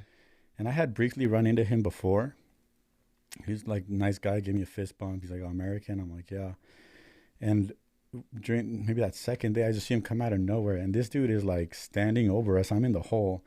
And he's like moving. He's like, we're going to go over here, like yelling. And dude, there's like rounds going off. This dude's just standing tall.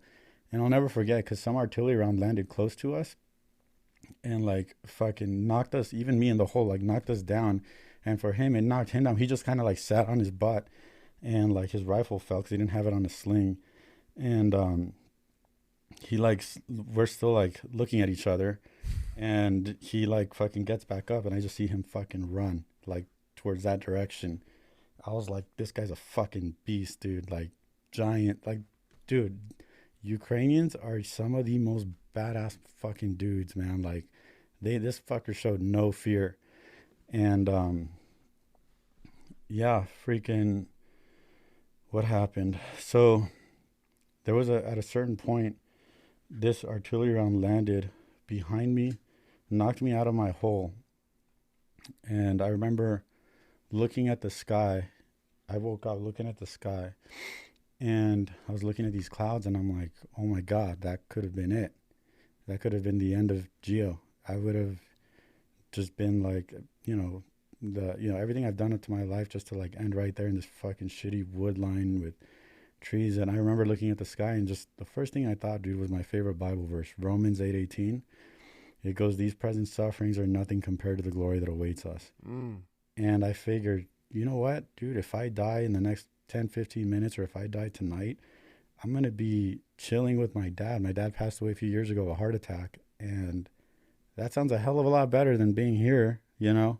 So it's crazy because as at that point, dude, I kind of accepted what could happen. And I was a little more gutsier in terms of like not scared of like running through fire to check on some of the Ukrainians. One of the Ukrainians, he was like in the prone, and a artillery round landed in front. It like blew up a car, and a piece of the shrapnel like hit him in the arm, and it was his right arm, and it was a piece of like metal, because when I ran up and we scraped the metal, it was just like a heavy piece of metal that fell on the ground, but it had like cauterized his arm. He wasn't like bleeding or anything. It was just like a nasty burn. So I'm like wrapping him up, right? And I like look at him, and I'm like, your lucky day. And he was like scared. Yeah. Dude, all I had was fucking Motrin. Like, so I'm like, here. give him some motion. He looks at me and he's like, "Oh, like ecstasy," and he starts laughing, and I'm like, "Take it, dude. Like, here you go." And he give it to him and gives me a fist bump, and dude, it was crazy, man. You learn a lot. Oh my God. Okay, so I'm just trying to picture like you guys getting shelled. So your first 24 hours in Ukraine, you end up in a forest just being artilleried for a couple of days. Yeah. That's your first exposure to being in Ukraine? Yeah, and it was the Russian airborne that was there. Those are the guys that were like initially trying to like take Kiev. Yeah. And so that's who we were fighting. So you find yourself in a battle, gunfight with the Russian paratroopers or they're airborne. VDV, yeah. In the forest within 24 hours of landing in Ukraine. And Yeah. you're just like, what the fuck's going through your head at this point? Just at that point, like it's you revert back to like I was reverting back to everything I learned in the Marine Corps. You know, in the Marine Corps they teach you like they were still like Iraq. You know, my combat instructors and all that. Yeah. They're all Iraq vets, so they're like, hey, like you're getting hit with artillery or something. Start looking around for spotters. Yep. And so I'm like looking at like rooftops and stuff like that. But dude, there was still civilians in these villages, and they were just kind of like poking their heads out and stuff like that. And it was crazy because you don't know who's who. You don't know who's who. And yeah, man, we were there. It was surreal. Like I said, everything was it was a shit show. It was unorganized to begin with. That was my next question. How organized is this legion regime, whatever you want to call it, that you're now attached to in Ukraine? Like, are they just, hey, we're going to drive down this road till we get contact? Or is there missions you guys are running? What is the time point? It was just like a buffer, essentially, just trying to like throw like people to like start slowing down the advances. And so how many of you are there? Dude, at the time, I mean, we were platoon size, squad size, like a squad, if that. When we met with the other Ukrainians that were there, they were actually like Ukrainian military. So I can't remember how many of us there were total. Because like I said, I was also towards the back, away from the main trench that we had dug in there, that they dug in there, and it was crazy, man. I remember we were there and we just heard over the radio that the Russians had gone to Chernobyl and they were like digging in or something. And at the time I'm like, what the fuck, dude? And there was rumors that there was like a 40-mile long convoy of like Ukrainian armor trucks and stuff that were heading towards that direction. And it's funny because I'm thinking like, dude, if we had like the air support, if we had like an A-10, dude, that would have been the end of that invasion, right? Yeah. And it makes you grateful for, you know, our superiority, yeah, and you know, it makes you grateful for the training that I got in the Marine Corps, because the basics are the same, dude. You know, return fire, take cover, return accurate fire, that kind of stuff. I was just kind of falling back on what I didn't know, and yeah, I was there. And what was crazy is,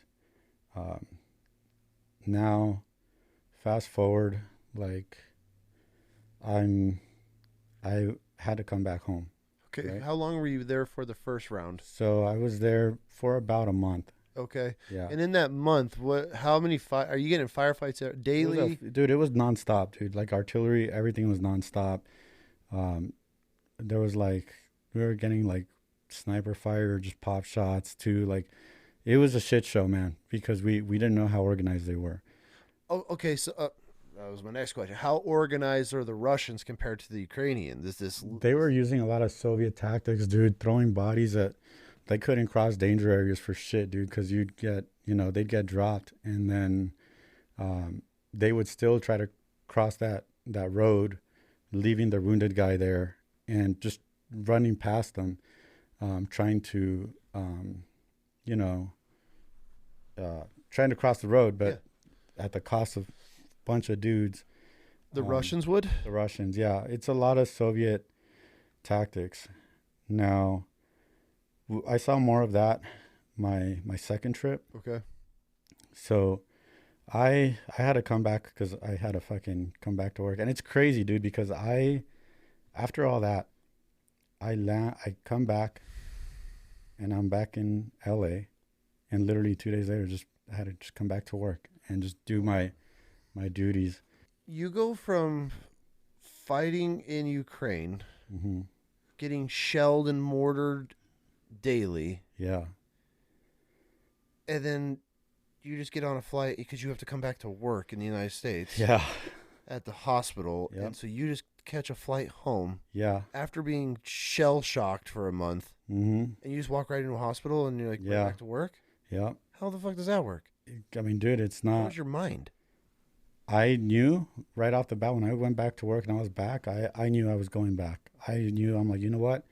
I'm going to go back, but I'm going to be a lot more prepared than, Okay. the shit I had. So, like, from the time I got back to the time, I just knew I started saving money and just buying, like, real shit, like buying good stuff. This is when I started saving up to buy the plate carrier and stuff like that. And, dude, this is stuff that, like, freaking, shit I bought on eBay, like used stuff, but it was better than What you got nothing. over Yeah. there? And I was just mentally preparing myself. Okay, what else can I use? I brought a big trauma bag. I was like just trying to find ways to, even with work, I was able to put in at work like actual leave, like put in for some leave. Okay. So that got me, a couple months off. And I was just preparing, like, okay, what stuff I wish I had, what stuff that can work. And that's Did you learn a lot your first one over there, like medical gear wise, what Yeah. you lacked, what you were going to need, Yeah. everything? So Yeah. you got a little trial run. Mm-hmm. Were you dealing with a lot of trauma your first time there? Just shrapnel. Like the biggest things, dude, shrapnel can fuck people up, even if it's just from wood. Like it will tear through camis, it'll tear through for sure. shit.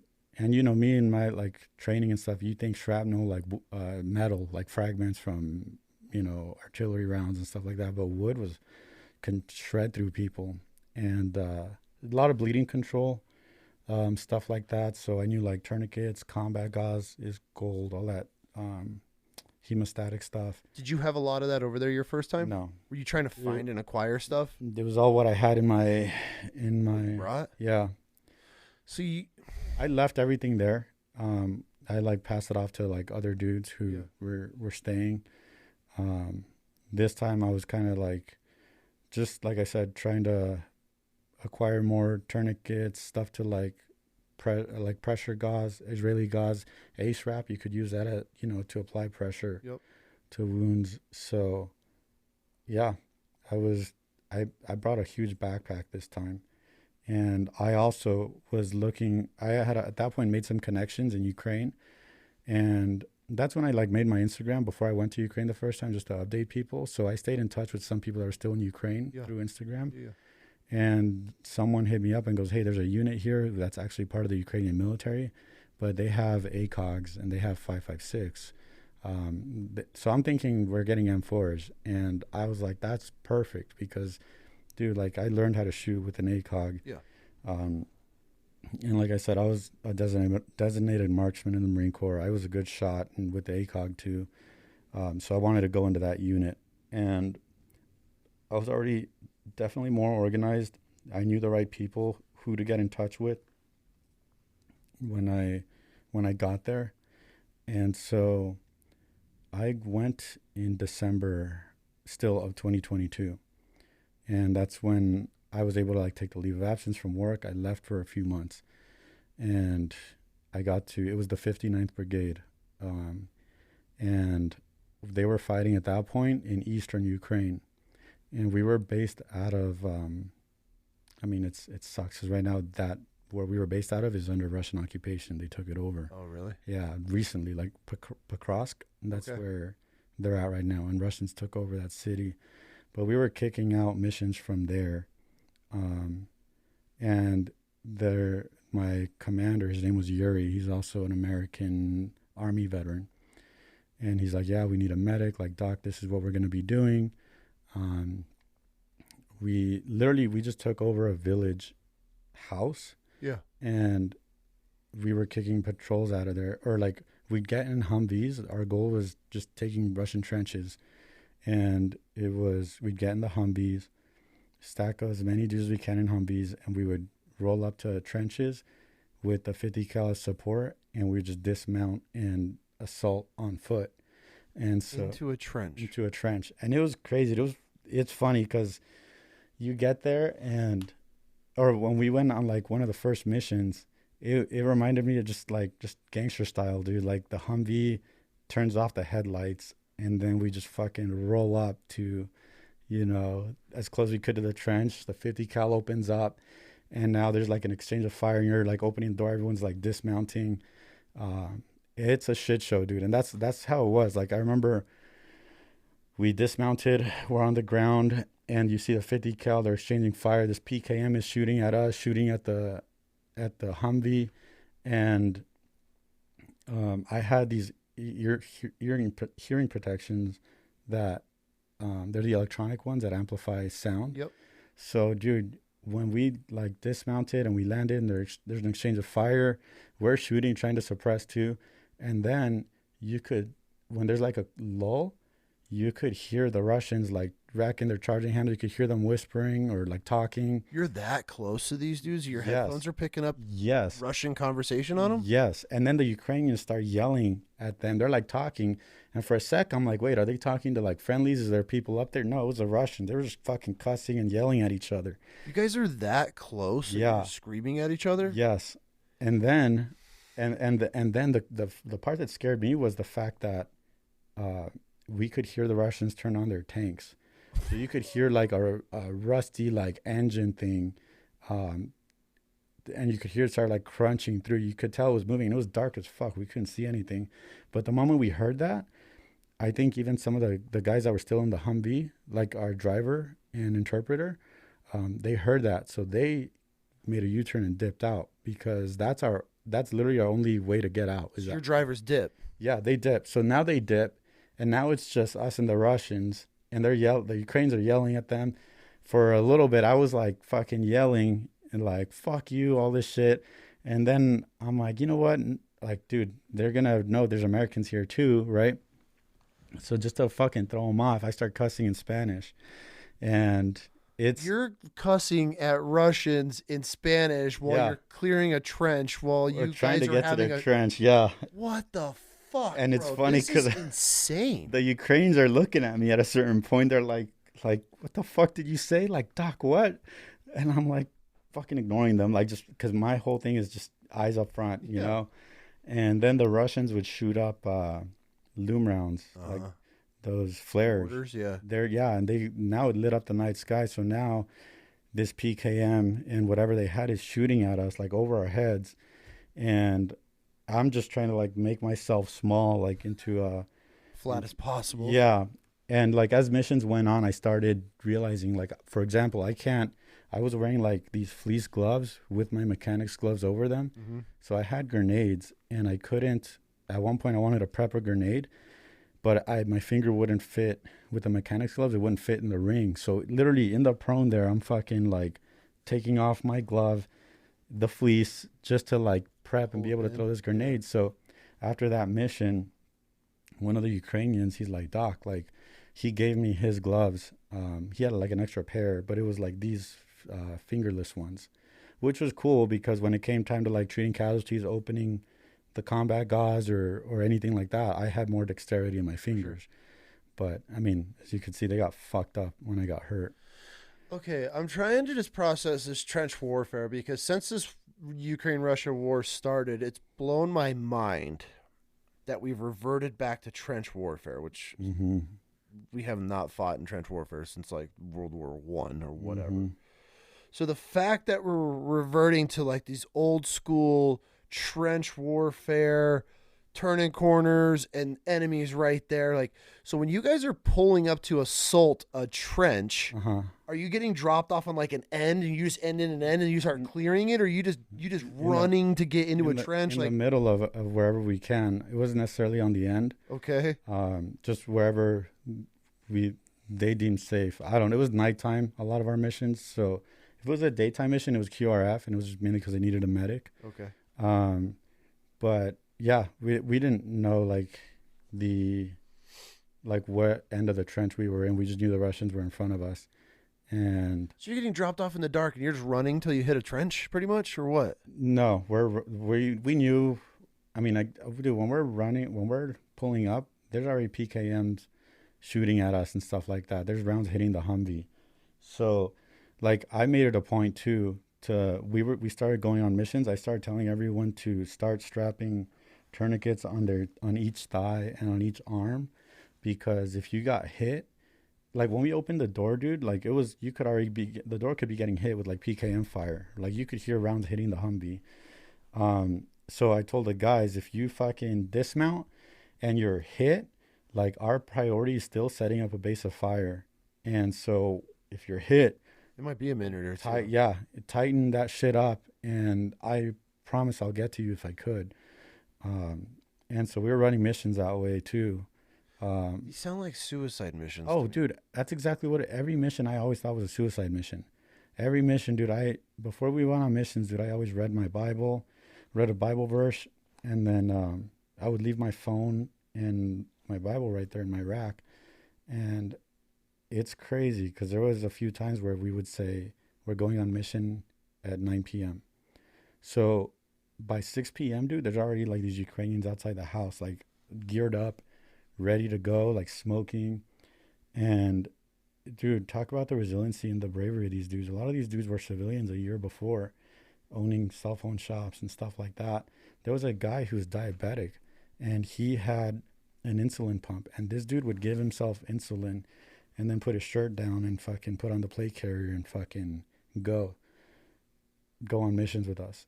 And now I go talk to active duty Marine units, and I tell them about this shit because, dude, how many times, in the Marine Corps did we have dudes who were like, oh, my ankle hurts, I can't fucking run PFT today or something, where there's dudes out there that are legit, like they would have been disqualified from the military. For sure. And out there they're hooking and jabbing. Yeah. And yeah, it's incredible how they've been pulling through, and they've been whipping ass, dude. It's hard, and they're going up against a superpower. Yeah, but there was times we'd go on these missions, and just in the beginning, I saw these guys showing up to the house super early. We don't have to kick out for another few hours. Yep. I'm like, oh, this is gonna be a big one. Like, this could be it. And so I would pray, and there was times I was so nervous, I would call like one of my buddies. We had Starlink. Okay. And I would call him, and I went to paramedic school with him. He's a Christian guy. And I told him, hey man, like I can't say much, but I could use a prayer right now. And I would go outside away from like the Ukrainians, and he would just be like, okay, hang on. He'd go get his Bible, and he would pray. And I have him on speaker. I'm just listening to the prayer and, praying with them. But as I'm doing that, I'm like looking around like at the snow. As ugly as like the scene was, because it's rundown villages, Soviet era stuff, I'm trying to take everything in, dude. Like the views, the stars, the cold, like, because I'm like, dude, I might die in a few hours. And so there was times where he'd be done praying with me, and I'm like trying not to tear up. I'm like, hey, bro, thank you. Like, God willing, I'll talk to you soon. And yeah, and then we kick out on these missions. And yeah, but every mission felt like a suicide mission, dude. So I always made it a point to like be as good as I can with God.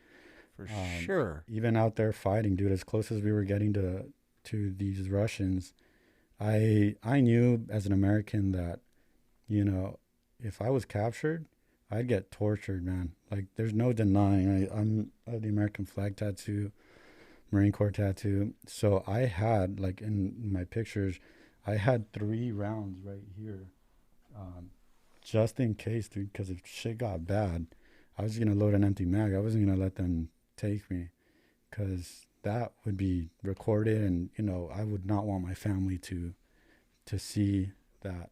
And it's one of those things you have to be okay with. But it's a mind fuck, dude, for sure. Because you want to live, not like you're gonna do everything you can there was times now where I've had reunions with these guys that I was on missions with, the Americans that are here, and they're talking about these missions, and I was like, oh shit, like they're bringing up stuff that I forgot was happening, because you kind of like black out and you're just, Yeah, for sure. It's like a very Fog of war. yeah, Mhm. yeah, it's like that I call it like the monkey brain, the fight or flight that takes over. Like, Mhm. we would dismount, and a lot of times I was told as the medic to stay in the back or the middle of the stack of guys, right? Just try to stay in between people because I can't get hit. And we dismount, and a lot of times I'd be running first, and I'd realize I'd look back and the Ukrainians are behind me and they're like yelling at me. But once again, the Marine in me, the NCO, is like, yo, we got violence of action, we got suppression, like, let's push up as close as we could. And yeah, I just compared to the Wild West, man. Like, because if there was a casualty, I'm the only one there. I'm trying to drag this dude. Like, there was one mission where it was during the day. We were going to hit this position at night, and but we wanted to see, we did a drive-by essentially during the day, Oh just my to God. just to kind of antagonize them a little bit and see how much return fire we were getting, so we could see what we were gonna go up against that night. And so we would go literally fucking drive-by style. The 50 cal is in one Humvee. My Humvee on this mission didn't have a 50, but it had like an open turret. And so when we went, I remember jumping up on, like, first I was like just shooting out the window, sliding over the little knob on the Humvee and just shooting out the window. And then I was like, fuck it, I could jump on the turret. And I would just like, dude, we would do the drive-by, and then the Humvees, instead of like just turning around, they just started doing donuts in the same area and just shooting them. And so I remember getting up on the turret, we're doing donuts, and I'm shooting, and you just see just fucking RPGs, dude, like just whizzing past us. Like, they're just trying to like shoot us, and we're like, oh fuck, dude. And I just thought it was funny because I'd be looking, whenever the 50 cal stopped shooting, I just duck my head too, because I only have a rifle. Yeah. And but it's funny because I see Yuri on the 50, and there's like RPGs going past him, past me, and they had these like bursting rounds that would like kind of like burst as they're like going towards us. Mm-hmm. And but I still see him like just getting down and like still like, didn't stop with the 50. I'm like, fucking A, dude. And afterwards, we would just bullshit about like, dude, like we just see like he had like the PKM rounds shooting his shield and stuff like that. It was wild. Bro, this Yeah. is insane. So, what is it like fighting in a trench? I know you're in the back because you're a corpsman or the medic, and they want you safe. Obviously, if you go down, everybody else is screwed. So, but what is it like being in these trenches and just turning these corners, and there's It's holes? not And it's not clean, dude. Like, these trenches are so narrow. Like, after the first mission, I knew I couldn't carry like my big trauma backpack with me. It's like a little day pack, but even then, these trenches are so tight that you have to be as mobile as possible. So I kept my trauma bag in the Humvee. If we took a serious enough casualty, I would have to radio for them to, and that's what we would do, but radio for them to come pick me up, or I'll go get the trauma bag. The trenches they're not clean cut or whatnot. Like, they're tight, dude. So a lot of times it was like a single stack, like, person. Running through the trench. So a lot of times, like, you jump in, I established like a foothold, but I would just kind of stay in the back and let the Ukrainians go after me, because I would jump in first, and sometimes there was like a fire watch or whatever the fuck, their dude there, their sentry, the Russians, and then after I stopped that, I would just stay there and like just have them jump in, and they would go in. you jumped down into a trench, and there was a Russian fire watch chilling there, Or I don't know whatever what it the was. fuck he was doing. Yeah, and yeah, What the fuck is that like?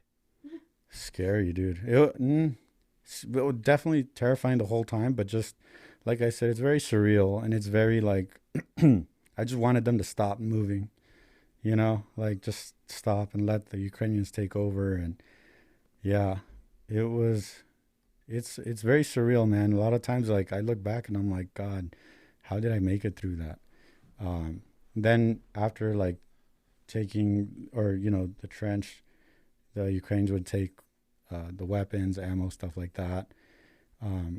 We'd get back in the Humvee, and like we'd hold a position. That was our mission: hold a position, and then wait for like the infantry, regular like Ukrainian infantry, to come take over the position, and then we would dip out. So you guys are like the tip of the spear for the Ukrainian. Yeah, I mean, it was, I don't know, our mission, we were like part of the 59th Brigade, which is a mechanized infantry. Yeah. Or motorized infantry. That's what it's called. So you guys would just get dropped off Mm-hmm. in the middle of the night, majority of the time, to Mm-hmm. get into a trench, clear this trench Mm-hmm. of Russians. Then the Ukrainian military, I guess infantry, would show up and take over that area, and you guys would just dip? Mm-hmm. That is fucking crazy, bro. We'd be coming back, and we're getting hit with artillery and everything the whole time too. So when we made it back, dude, I'm like concussed as fuck. Like my ears are still ringing, but I would quickly like go on my phone and just text my boy, like my best friend, like, hey, dude, I'm good. Hope you're doing good. That was our own little like way of like, hey, we're good. Yeah. Because I told him if you don't hear from me for like a week or two, it means something happened. He was my emergency contact in case I got hurt. Yeah. And it's surreal, man, because I would come back from these missions, obviously like concussed, adrenaline fucking dump. And I would go on Instagram to like update and kind of see what's going on. And dude, my coworkers and friends, like, it would post like, oh, 8 hours ago, and my friends are in Huntington Beach, like at the beach with their friends and stuff, and I'm like, it was posted 8 hours ago. I'm like, dude, 8 hours ago I was on the mission last night getting my fucking shit rocked. And they're over here like, I felt like I was on a different planet. For sure. And there was times where, FaceTiming my girl, I would FaceTime her, and she would look at me, and I'm all with a balaclava and everything, and she would answer the phone, and I'd say, oh, like, hey, what's going on? And I remember she hit me with like, baby, are you okay? Like, she could read my eyes. That's all she was able to see. And when she asked me that in like the most caring tone, dude, I lost it. I would just want to like hang up. And I would honestly would hang up, and I would just try to like, what the fuck? Is there something on me? Can she see? I was dirty, dude. And same thing with my mom. There was another time where like, she's like, mijo, how are you? Like, and then at one point she said, mijo, you need to sleep. She saw that I fucking haven't slept, and it just, dude, your mom knows, people, they could read it. For sure. And so I started feeling like very detached in that, like, I felt like I was in a different planet. I'd go on Instagram, people would be like, oh, the price of eggs were getting expensive or some shit. And I'm like, dude, what the fuck is going on over there? Like, there was chickens in our village. I was going to start fucking getting eggs too and start sending them home, So you're in Ukraine fighting Russians every day, getting mortared every day, clearing trenches, getting shot at, just war. And you're getting on Instagram and you're seeing people bitching about the price of eggs here in the United States. Like, that's got to be a weird thing to process, that you're fighting to support this country and what's going on there. Meanwhile, you're watching nobody give a shit back in your country. So do you feel like pretty alone at this point? You feel, did you start doubting any of your decisions to be there? Or, No. or is it all just paying off and just... No, not that it was paying off. I mean, I wasn't getting paid. I wasn't there for the money. I wasn't there for anything. I could see the severity of what was going on. Like, Russia invading the small country. Putin's on record saying he wants to expand the Russian Empire back to like how it was. Yeah. So what does that mean? If Russia takes Ukraine, Poland's next. And then now it's going to be our fault, our problem. Our problem, yeah. And that's why even now, like, I'm an advocate for, hey, let's give them the weapons they need to fight them off. Yep. That way our boys don't have to go, see the shit that I saw. And I mean, dude, we would dude, the U.S. would fucking stomp their dick, bro. Like, we would win. We would fucking beat the Russians easy. But right now, this is the situation. Mm-hmm. And I never once doubted it, man. It was just obviously I felt like I was on a different planet. There was another time we'd be just going to fuel up or something, and I'd FaceTime my coworkers in the hospital, and it's like nothing has changed over there. They're all in their clean blue scrubs. Yep. It's another shift for them, and I'm over here like, with dudes in the back seat or with me, and like some of them wound up getting killed. And just like I said, I start kind of seeing how sheltered we were as Americans. Oh, for sure. And it's good, right? That we don't have a clue of what it's like, but it doesn't mean we should be naive and think none of that stuff could ever happen out here. We always have to stay ready. Yeah. So yeah, like going back to like these firefights, I was happy that I was using a Polish Grot rifle.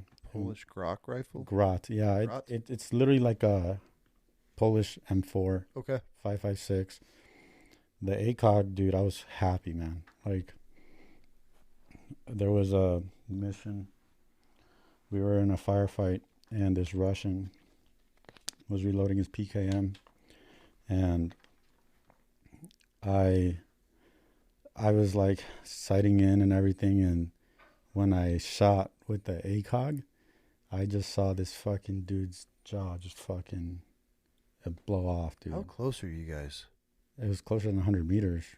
Fucking 30 meters, 40 meters maybe. 40 meters from from a PKM, yeah. And you're just watching this guy reload it? Yeah, well, he was bringing up a big-ass ammo can. Yeah, like you're right can. There. Is this in the dark or in the day? When is this? It was like dawn. So just enough light. But it's funny because when I after that, I was like, fuck, man, I love the ACOG, dude. This shit works. It's ugly, man. Like, that's one of the ugliest scopes ever created. Yeah, no, and it's just crazy, man. Like, we talked briefly, but I started to realize like why war is such a last resort for countries and nations, because it's such an ugly thing, man. Like, I don't regret anything I did over there. I could answer for everything. God was watching me and watching over me. But man, it's so ugly. In my head, I'm like, man, I'm like this fucking punk kid from SoCal. Like, how did I end up here? And these guys are trying to kill me. I'm a nice guy. I'm a medic, dude. I've helped people. I've delivered babies, like and to be in this position, which I know, like I volunteered for it, and it's just ugly. And that's why now, like, I'm just a very big advocate on staying prepared, being ready, protecting your family. Yeah. Because we would fight. Like, there was one mission where I was with Yuri, and we dismounted, and he had like a handheld mortar tube. And we had this fucking mortar tube like almost straight up. That's how close the Russians were on the other side of this village. And we shot off a couple rounds. And as we're rolling up the mortar tube and I'm like packing up the stuff, we parked the Humvee far away so they wouldn't see where, the Humvee was.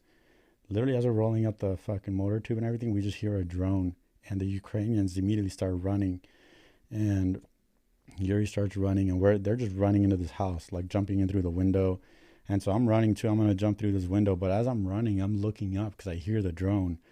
But all I could see is just the cloudy skies. I can't see it. And you don't know if it's a drone that's just like a reconnaissance drone that's just watching, or if it's a drone that's going to drop an artillery round, like a little mortar round or a grenade, or if it's like a suicide drone that's just going to fucking, dive in and try to blow you up.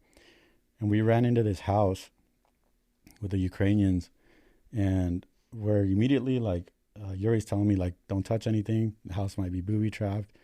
The Russians were clearly in that house before, and they like just ransacked. But dude, there was still pictures on the wall of the family. There was like a photo album. There was kids' toys and stuff.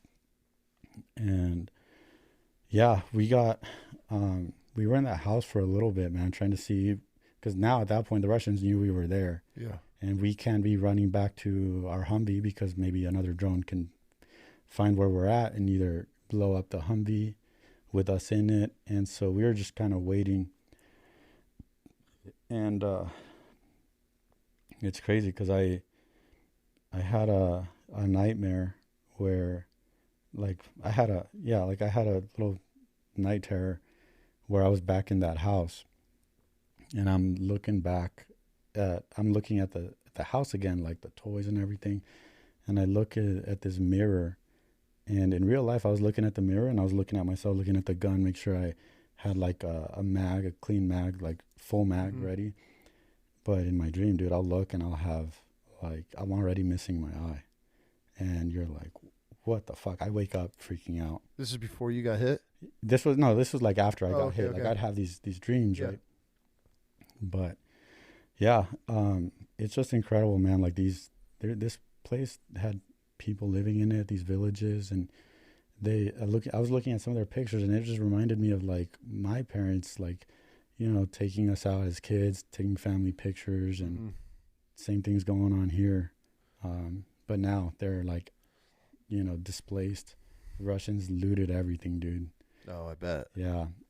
And it's just a different world. When you were, how predominant were drones when you were there? They were very common. Not as, now I feel like it's 80-90% drone warfare than it is like assaulting trenches. But we knew when we heard them, fucking run. How terrifying. I guess that's what my question is. Like, sound. how terrifying is the sound of a drone to you now?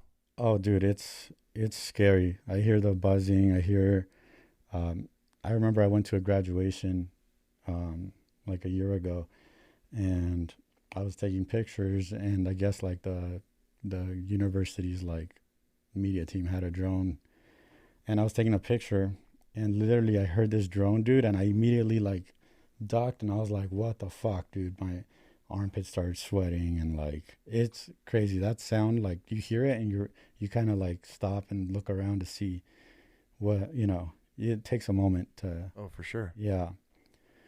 Did you deal with a lot of them? Or enough? Enough of them for sure. Yeah. I guess there were still, I mean, dude, even the Ukrainians were using drones too. Yeah. I have a picture with one I'll show. They were they're cheap ass like little drones. Like they look like $30, $40 Amazon drones. Very cost effective to destroy a vehicle or, you know, a tank. I know it's definitely worse now.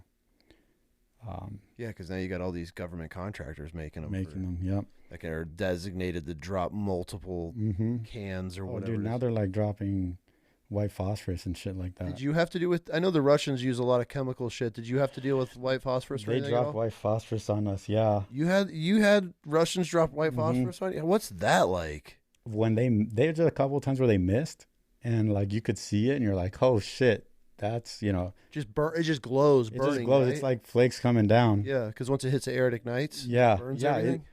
Dude. So there was one time in the Humvee, we were literally in this firefight. This Humvee's moving forward, and I just see a burst. Like it was a artillery round, and then it, like right in front of us, it just burst, and then now it was like white phosphorus, and we had to go through it. And from what I understand, that's a fucking war crime, but I don't know. I heard white phosphorus is banned. I don't know how true that is. Russia. Clearly it isn't. It's scary, dude. It's helicopters. There was one mission where it was a QRF mission during the day, and we had to go pick up a casualty in this house. And as we're waiting, I let the Ukrainians go in there first, and they were like talking and stuff. I was outside, and we hear a helicopter. And one of the translators looks at me and Yuri and goes, hey, like, Ukraine doesn't have helicopters. And this helicopter sounded very close, dude. So we all fucking scattered. I remember Yuri, he's on the 50. He's like looking around. I'm like, dude, if you're going to try to take out, I mean, I'm sure a 50 could take out a helicopter. Sure. 100%. But yeah, it was just close enough where we heard it. It probably did like a little like run and then dipped out. Yeah, it's scary, man. War is terrifying. As you could train all you want and all this stuff, it's still you're never gonna not be scared. There's always that possibility. So being scared, you're getting out. A lot of times, you're getting out of these vehicles already under machine gun fire. Mm-hmm. Did you ever catch yourself praying or asking, or did you ever have like a come to Jesus moment where you're just laying there and you're like, bro, like, God, please, like, All the time, man. I always prayed. I prayed before missions, and then like when there was like little lulls in the fight, where they would stop shooting at us, and then we'd start hearing like artillery start coming in, and you hear it land, you feel the ground shake, and you're like, okay, God, like, thank you, like, please don't let it hit me, please don't let it hit us, and you're just laying there in the snow praying, and like I said, I know where I'm going. I'm a believer, but still, it's you kind of hope if it happens, it's quick, but just the thought of it, dude, it's scary. I was always praying. Yeah. How much trauma are you dealing with? Are guys getting hit daily? I mean, is it Some missions, yeah, but that's the thing. The Ukrainians, dude. That there was that mission where we went during the day. We did that drive-by. Yeah. At nighttime, we hit that position again, and we took a fuck ton of casualties. So during the day, one of the Ukrainians, he looked at us. He's like, Americans? And I'm like, yeah. And his call sign was Mexico. I thought he was like Mexican dude, but no, he was Ukrainian. I don't know why he had that call sign. But he gave me a Ukrainian energy drink called Nonstop, and I took a picture with them. We like took a picture. That night, we dismounted, and we're getting hit with AGS-17, which is like the Russian equivalent of a Mark 19. Oh shit! Okay, so it's a grenade launcher. Yeah. Okay. And there's a video like I have on my Instagram of how we were just getting hit with it repetitively. This guy got hit. He took like shrapnel to his hand. I heard him screaming, and he was right next to me, so I like grab him. I'm trying to pull him closer to me, away, and I knew Mexico was like further to the right, but when he heard screaming, and he saw me trying to drag this dude, I was dragging him, and I saw him just through the silhouettes of the flashes and stuff. He started running towards me to help, and another round landed in between us. And I remember when the dirt and the snow like kicked up, I like looked to my left, and when I looked back, I just saw a silhouette of a helmet face down, and he was just face down, not moving. And I'm like, fuck, dude. So this guy, he was just holding his hand. So I'm like, I just saw between the flashes just blood, right? But he's holding it. I'm like, he's good. So I like run over, trying to drag him. And this guy was a tall, big dude. And with all the gear, dude, I'm trying to drag him closer to me. And then I get on the radio, and I would like yell our little call sign, because only me and the 50 cal gunner, the American, he spoke English, and then he would yell down to the passenger, the Humvee, who was our interpreter, saying, hey, like, Doc has a casualty. And I would go over the radio, and I'm like, hey, like, our call sign for casualty was cherry picker, because I took that from the Marine Corps. Okay. And then if he responded, like, hang on, like, picking up cherries, but that kind of meant like he's coming, but he was also engaged in a firefight. Got it. And so I'm over here just trying to like drag these two dudes, and like Mexico woke up. He was saying like his fucking back. He was like turning around, and I could only do so much. It's nighttime, and all of a sudden, like, as I'm trying to see what I can do for these guys, I hear the 50 cal. I hear it coming. Like, I could hear the 50 cal. So I turn, I see the Humvee coming, and he was right close to our pickup area. So now I'm like I like sprint over. He sees me, and I'm like, dude, I got 2 casualties. And then I like run back, and he's like still suppressing with the 50. He's like, get him in. Fucking the guy with the hand, I bring him in first, put him in the Humvee. I like try it, and with the other guy, he was just concussed and fucked up. I don't know what's going on with his back, but I'm like trying to like shoulder him, like carrying him over. We get in the Humvee, and Doc's like, come with us. And I'm like, I didn't know whether I should stay or go. And so I just jump in the Humvee, and I'm like, now like we start moving, 50 cal's going, and I'm trying to like open up like this guy's hand with shell casings falling on top of us from the 50 cal. The Humvee's like dipping out. And we got like far enough away. Now I'm here with like a blue lens light trying to see like the blood, where it's coming from. and trying to like wrap up these dudes and do what I can. And we get to like our little casualty collection point, and I have the video. I'll send it to you where now it's like I'm out of the vehicle and I'm like trying to drag these guys out, and I'm trying with the interpreter to tell the medics, the Ukrainian medics that were there, like what was going on, like his back and all this stuff. And then Yuri looks at me. He's like, "Doc, you good?" And I'm just looking at him like, "Yeah, dude, I'm good. I got my shit rocked." And he's like, "Dude, there was a tank shooting at us." And you can hear the video, like the tank rounds like going over us. And it was intense, man. I remember that was a few days before I got hit. And I want to say that was like the 12th of February. And yeah. And then after that, he'd be like, "You good?" I'm like, "Yeah." And now they were going to, I went back in the Humvee and they were going to go drop me off back in where we were at to like continue either fighting or picking up casualties. And when we got there, there was already more casualties. So we're getting them in the vehicle and I'm like running over. I see one of the guys, he's like, I knew he was hurt. And we had like moonlight so I could kind of see what was going on. And I'm like tapping him and I'm like, "Let's go." And he's bleeding and he's like shooing me away to like keep fighting. I'm like, "I'm not going to argue with you, dude, because I don't even speak the language. Like, you keep going." And we're loading up more casualties, and I'm taking off their plate carriers, throwing them in the trunk, and, like, just getting them in the Humvee. And we're dipping out. It was intense, man. It was just loud, super fucking loud. I still have, like, tinnitus and shit. I mean, I had it after the Marine Corps. Oh, for sure. Too, but it's hard with those electronic hearing protection because it doesn't give you the direction of where the sound is coming from. So I always had one ear a little bit open so I could kind of have a sense of direction of where they're calling me or where it's coming from, where shit's coming from. And yeah. Besides you getting hit, was there ever a moment where you thought you were dead? No, there was a lot of moments where I thought I was going to die because of how much artillery and just the chaos of it all. Because you just see flashes. Yeah. Like, you just see the flash and the explosion. You feel the ground shake. But once again, I can't let fear take over and just freeze up. I can't, like, I knew the environment. I knew this is like, okay, this is war, it happens. And my big thing, there was times where I was laying in the snow where I'm just thinking, dude, there was our World War II veterans fighting in this kind of shit. For sure.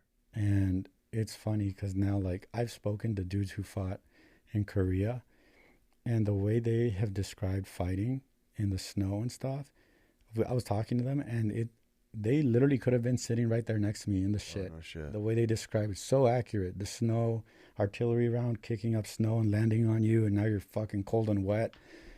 It's amazing how, like, dude, this was 50, 60 years ago when they fought, but the way they describe it is so to the T how it was fighting. It's a different world. Yeah.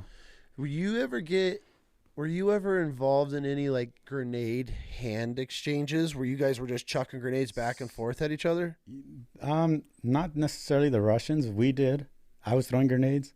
Really? Yeah. There was a fucking time where I threw a grenade and it fucking bounced off a tree and went to the side. I was like, fuck.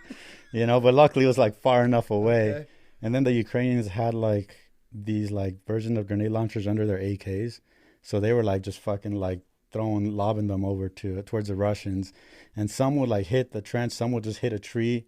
And, yeah, it was just, it was chaos. Yeah. Did you ever provide help or any medical care to any Russians, or did they not make it? No. Yeah. No, we didn't. Yeah, I figured the Ukrainians probably aren't taking too many hostages, and I'm sure the Russians aren't taking any either. So yeah, I never saw any, like, thing crazy. I never saw any, like, fucking war crimes. Honest to God, on my, like, with our Ukrainians, dude. Like, it was war. Yeah, for sure. We fight. Like, no, we never. Like, I never saw dudes shoot unarmed Russians or anything like that. But I'm sure the Russians aren't following the Geneva Convention either, because white phosphorus alone, I don't think falls under that. So. No, they weren't. And you know what's crazy is at the time I had TikTok, and I remember, like, we'd go back to base, I tried to just distract myself. I went on TikTok, but a lot of the algorithm on TikTok in Ukraine was just videos of Russians executing Ukrainians, and it was more pro-Russian. Yeah, which I'm just thinking like, dude, TikTok is run by Chinese, and it's, they're allies. They're pretty big allies with Russia.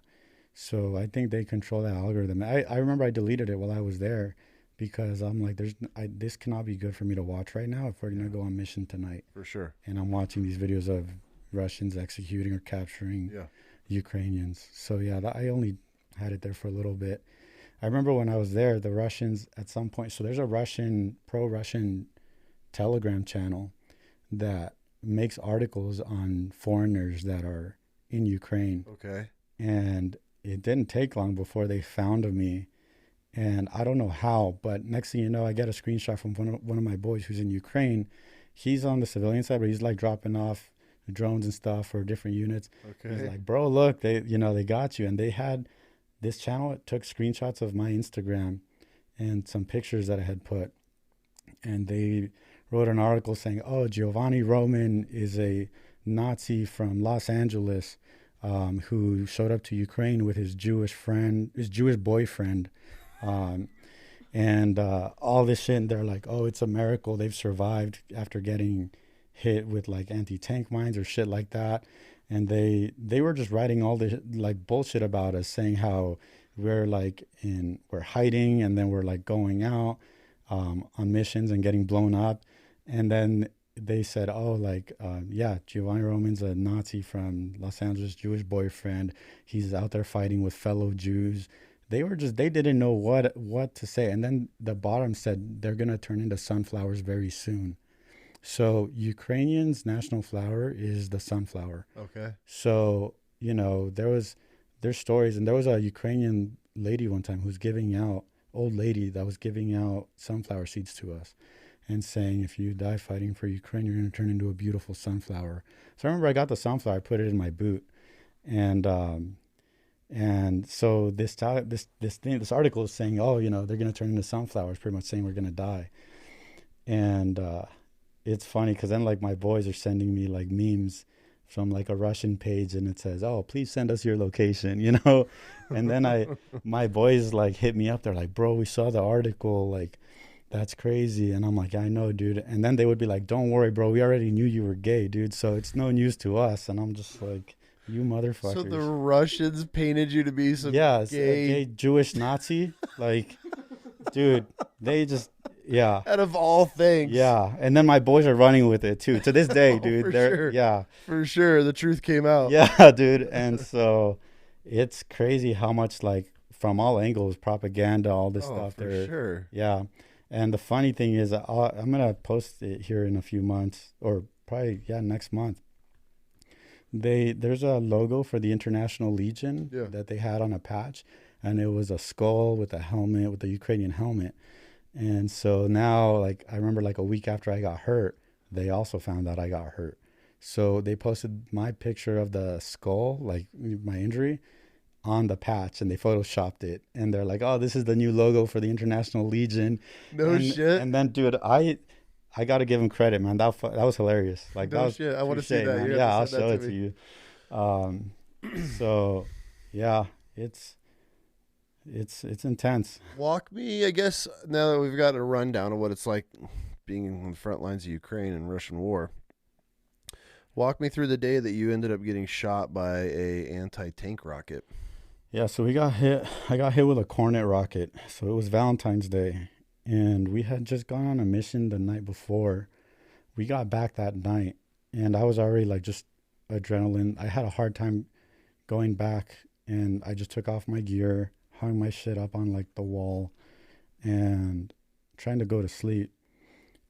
And yeah, it's hard because you're, adrenaline's still going, but I wound up falling asleep. I get woken up quickly by our interpreter, who's like, Doc, you get up, we got to go on mission now.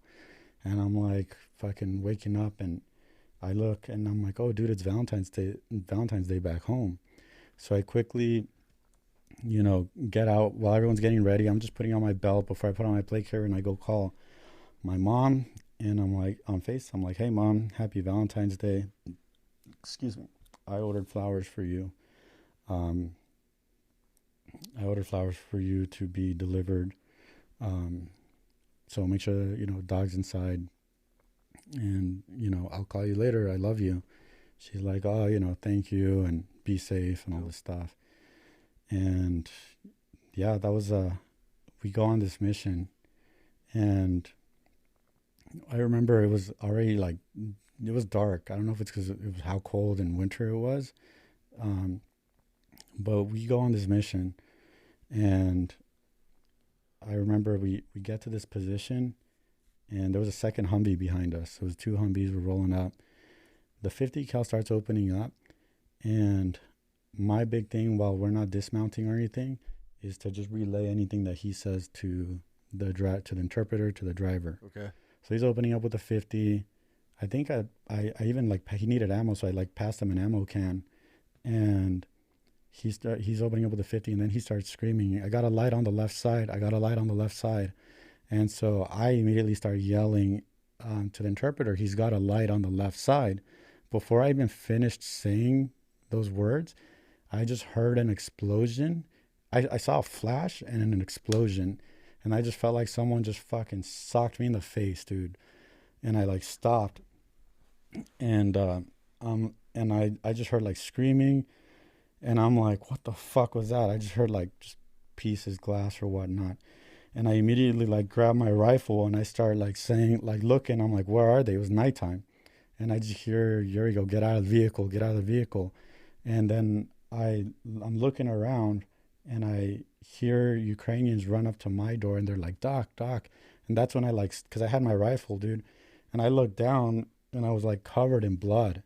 And I start looking around, like there's like an ammo can on me, like shit's on fire, and they're like trying to open. I just hear all this Ukrainian. I knew the familiar voices, and they like pry open the door and they like grab me and they like pull me out, and I'm getting dragged.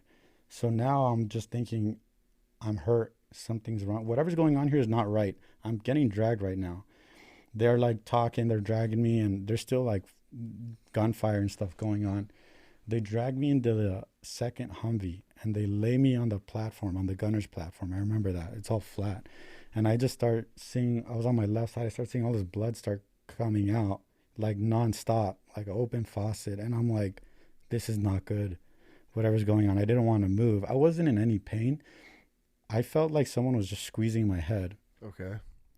But I don't know if maybe it was the Kevlar in the helmet. But I was like laying there and I'm like, this is not good. What's going on? And all of a sudden, I'm just thinking back to like what you learn in medic school, like shock, decompensated shock. And I'm seeing all this blood and I'm like, this is not good. I'm going to die. And I start like praying, like, God, please. Like, I think I was reciting the Hail Mary, just praying. And immediately I started throwing up. And I can't control it. It was literally just coming out. And now it's like blood in my puke. And I'm like, God, please. Like, I start looking around because when I've had patients in the ER that are about to code or something, they say that they see a dead family member or they see a bright light. So I'm looking around the windshield of the Humvee, trying to look for a bright light or trying to see if maybe I see my dad or something. And I was scared, man. I was like, this is not right. And I just saw like flashes and fucking like just explosions, just flash. And I later found out that they shot a second rocket into the fucking Humvee. And they were over here, the Ukrainians were trying to get all of our shit out of the other Humvee too. Like we couldn't leave them with the 50 cal or anything. Yeah. And what seemed like forever, we finally started to move. They crammed everybody in the vehicle.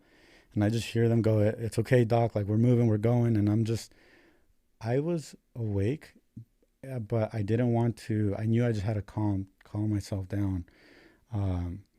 And I just kind of like moaned. I would say, okay, or, just one word responses.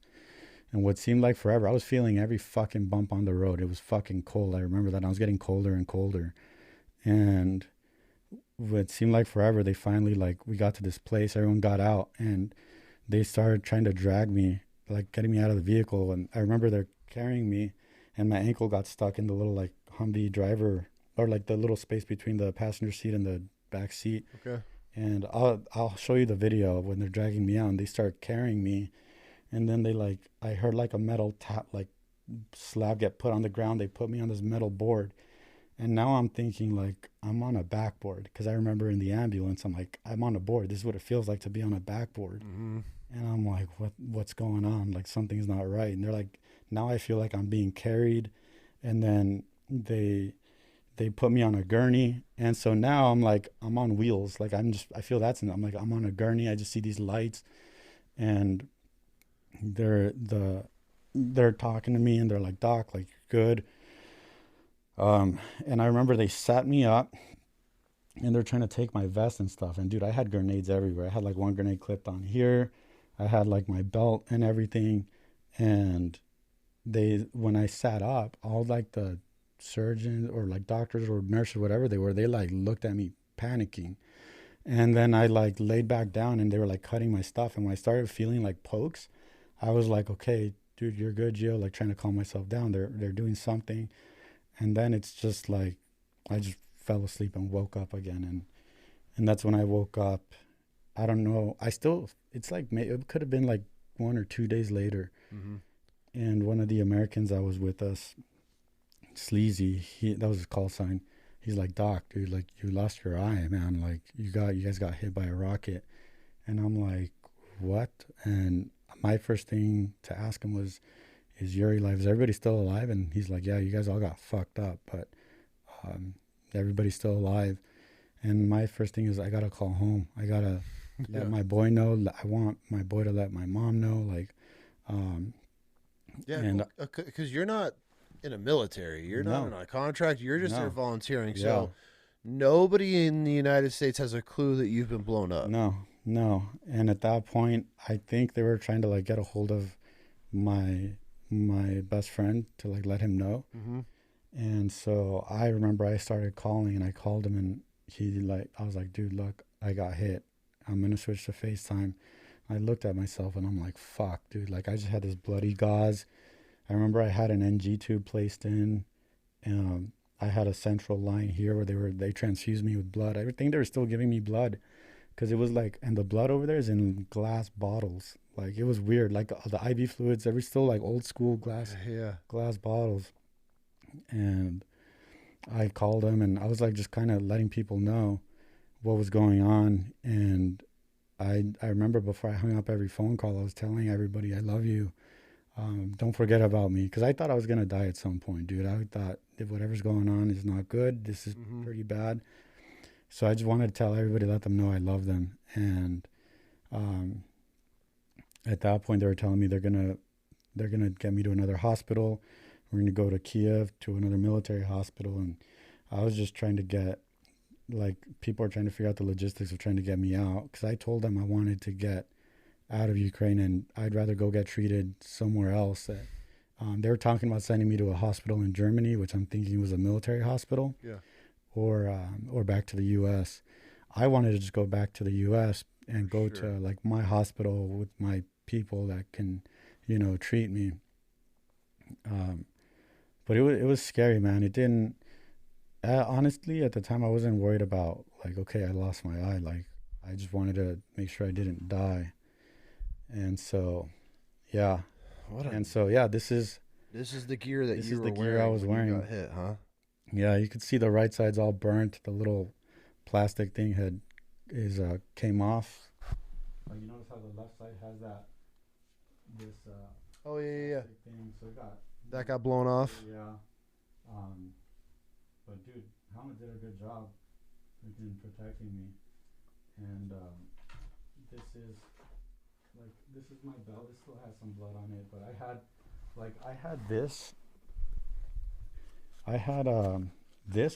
it's meant for water bottles, but I had it filled with grenades, which is cool because I could zip it up. The grenades, I don't have to worry about them rolling off. So that's nice. Yeah, so I had this filled up. How heavy was that? Max. I mean, it was heavy, dude. Like when you're running, it's like fucking hitting you. Yeah.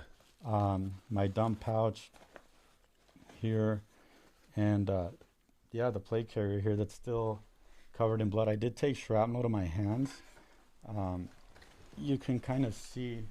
So your so this is This is all shredded from the shrapnel. That went into your hand? Yeah. And I still have some pieces. Like, I can't straighten out my middle finger, if you notice. God bless, bro. Some shrapnel here. Is that on camera? Can you get that? Yes, I could see that. Yeah, so I got some scars, and if I were to put on the glove, you could see like where exactly like the biggest pieces. You haven't put the glove on since? No, I could put it on. I mean, try to put it on without. So you haven't put this glove on since you've gotten blown up in it? No, let's see if I don't. Hopefully it doesn't fall apart. But is that weird putting that glove on? Feels a little weird, man. Yeah, this is fucking trippy. Yeah, you see that scar right here? Oh no, you can match up the holes to your shrapnel? Yeah. That's wild, dude. Yeah. You get a little bit of adrenaline rush putting that on? I see that. Bringing back some memories, huh? Yeah. And, now, like, it's a blessing from God, man, that I'm still here. Fucking A, dude. Thankful for that every day. And if people can, I like to tell, like I said, once again, teach people my experiences, to be able to, one, stay ready, know how to treat people, and obviously appreciate that life is short, dude. For real. Oh, fuck. Oh, shit. That was weird, dude. I couldn't move my hand for a second. No, okay. My hand, did you see that, dude? My thumb, I wasn't able to, like, open it for a bit. I want to see that again. That was trippy. So this was your plate carrier that you were wearing when you got hit. Walk me through that, because that thing's just covered in blood, huh? Yeah, so I had my, in the pocket I had my shears. So one of my coworkers had gifted me these shears. Oh, those are nice. Yeah, these are good shears, the Leatherman Raptors. I used them a lot in the ER. Before I went to Ukraine, he got them for me, and they're engraved. It says Sergeant Roman on it. Oh, those are legit. Yeah, and still some dry blood on it, but these were good to, like, cut through stuff. I had combat gauze in here, just quickly accessible. Are you picking him up on mic? I can hear him. You're good though? I can hear him, yes. And I had like an extra like stripper clip of like ammo in here just in case. The 5.56 rounds? Yeah. Yeah, I had an extra like mag here. I had an M67 grenade. So we had a mix of like Russian grenades and American grenades. Yeah. And dude, I would write on my grenades. I'll show you a picture. I wrote on one of my grenades, I wrote "From California with love" on one of the grenades. Yeah. No shit. Damn, bro. I'm weird. I guess. Yeah, you're good, dude. So this thing's melted. I mean, you got crusty blood on here. I had my IFAC there. It's still open from the time they were trying to like figure out what the fuck they can do on my shit. They didn't even. This is what you had on you? Yeah. So they never even used your own. No, because some of the guys opened up their own IFACs to try to like. Holy shit, bro. That's so cool. Yeah. There's not many dudes that could rock something like that. Yeah, dude. And I'll tell you a funny story, dude. So before I got hit, our logo for our group was our little like logo for our squad was a skull with the eye patch, and it turned out to be the same eye that I wound up losing. Stop. Yeah. There's some subtle foreshadowing. So this is the PYR. It's Ukrainian, so it makes the R sound. It stands for Reconnaissance Strike Group. It says here 59th Brigade. Take a seat back, sit back a little bit, and pull your mic closer to you, so we got it all. So it has the 59th Brigade here. It says at the top Doc with my initials, and I put the little medic star on top. And if you look up the 59th Brigade, their like slogan in Ukrainian says "To Victory," so that's what it says up here. And at the top right, it says "Slava Ukraini," which is glory to Ukraine. And so now, because I got hurt, I sell these patches because all the medical and stuff was out of pocket. Okay. Oh, okay. So let's shift gears to that. Yeah. Okay. So let's jump into the post. Mm-hmm. You're not you're not a Ukrainian soldier. You're not on any U.S. orders. You're doing this all on your own. Yep. You get blown up by an Yeah. anti-tank round Mhm. in support and volunteering to help Ukraine. Mhm. You're not covered by anything. So No. now this medical bill and your injuries and everything, you're not like you can just go to the VA. The VA's Yeah. not like obviously No. picking this up. No. What the hell has that been like? What are the medical bills like? So How much does this cost to get blown up in Ukraine and flown home and then deal dude, with this? It was rough, dude. It was a whole like ordeal. I got back to. I still had to like buy my own plane ticket to like.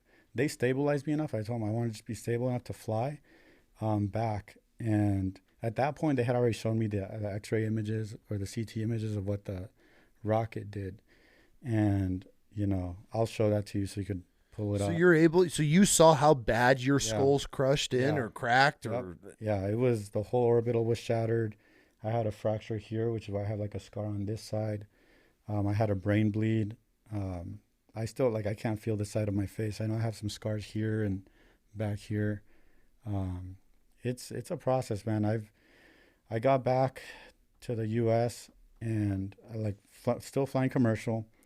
the pressure didn't like destroy It's a you? blessing that, dude. It's a miracle. Like everybody, when they realize everything that happened and I flew back, they're like, dude, you flew on a plane with a brain bleed and, you made it back here. And I went back to my hospital and I was very secretive on who I told I was coming back. Yeah.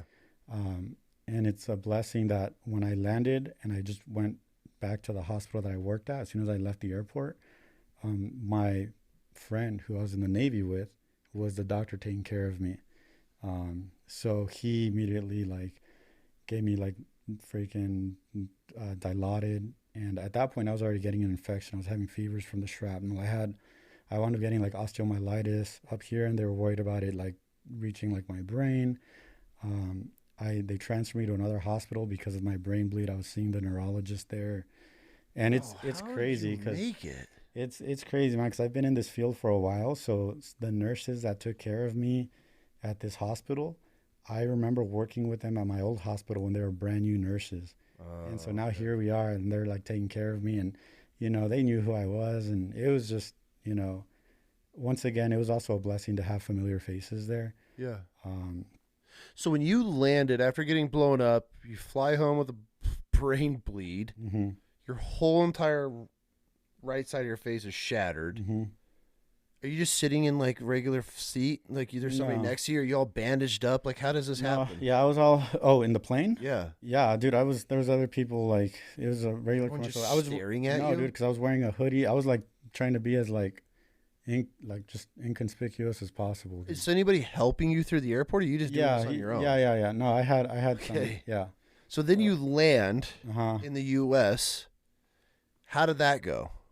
Just landed and I was landed at the airport and I had a ride waiting for me, take me straight to the hospital. I told him I want to go Straight to the hospital. Yeah, You went. literally straight from the hospital from the airport to the hospital, and they clearly transferred me to the other hospital because of the brain bleed, Uh-huh.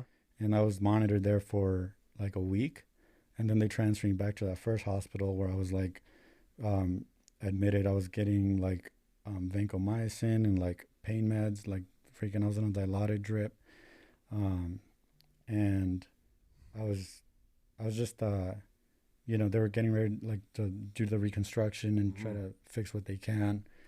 I was in the hospital there for another 2 weeks, and then even when I was discharged from the hospital back home, I was they gave me a PICC line, so I was at home giving myself every 6 hours. I had to give myself an IV of vancomycin and some other meds, and I was in so much pain because it would be either nerve pain, and because the infection, it was obviously I was dripping blood and stuff because it was an open cavity at the time, but it was infected, so there's necrotic skin, so they were trying to get rid of that, trying to treat the infection while obviously trying to work on the reconstruction.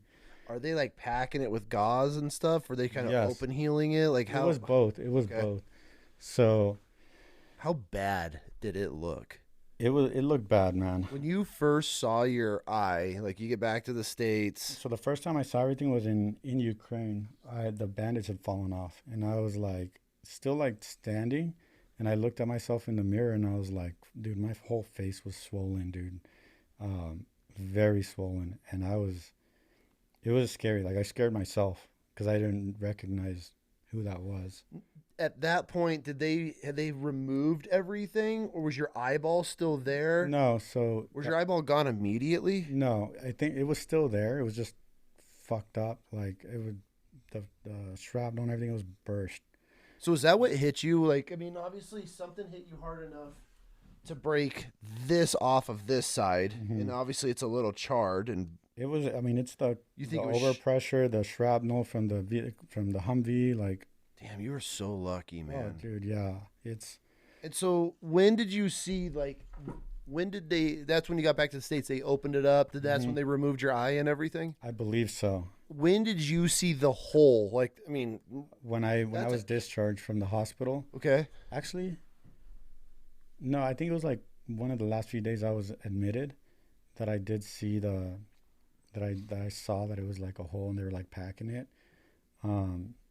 But I was just scared, man, because it's when they're packing it, dude. I'm like looking at them and they're like sticking their like Q-tips and stuff in here, and it was just the scariest thing because the pain, the way I've told people the pain feels like is if you get like a bottle cap and you like stick it like on your face, obviously, but every few seconds, just like fucking like you hit it and that pulsating feeling fucking hurts, dude.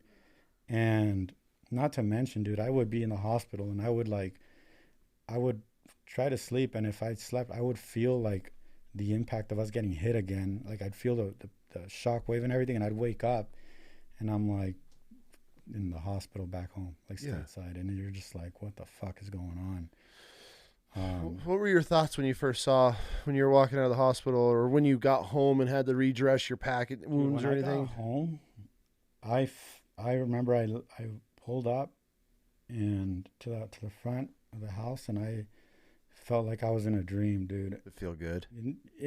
I don't know, dude. I was more like just, it felt surreal. Okay. I walked into the living room, and I walk in, and first thing I saw, we have a picture of my dad, like, in the living room, and I saw him, and I remember I sat on the couch, I just broke down crying because I was so close to, I thought I was going to see him, Yeah. And, the many times I was praying on missions where I'm like, dude, I might see my dad tonight. I might die tonight. Now here I am sitting in my living room. And, yeah, it was just very emotional. And to think that I made it back home. And not even that, just thinking about what's next. Like, what am I going to do next? Like, a lot's going to change. I didn't know if I was going to be able to go back to work, or I couldn't be a firefighter anymore. And I was thinking, like, I want kids one day. How am I gonna be able to do that?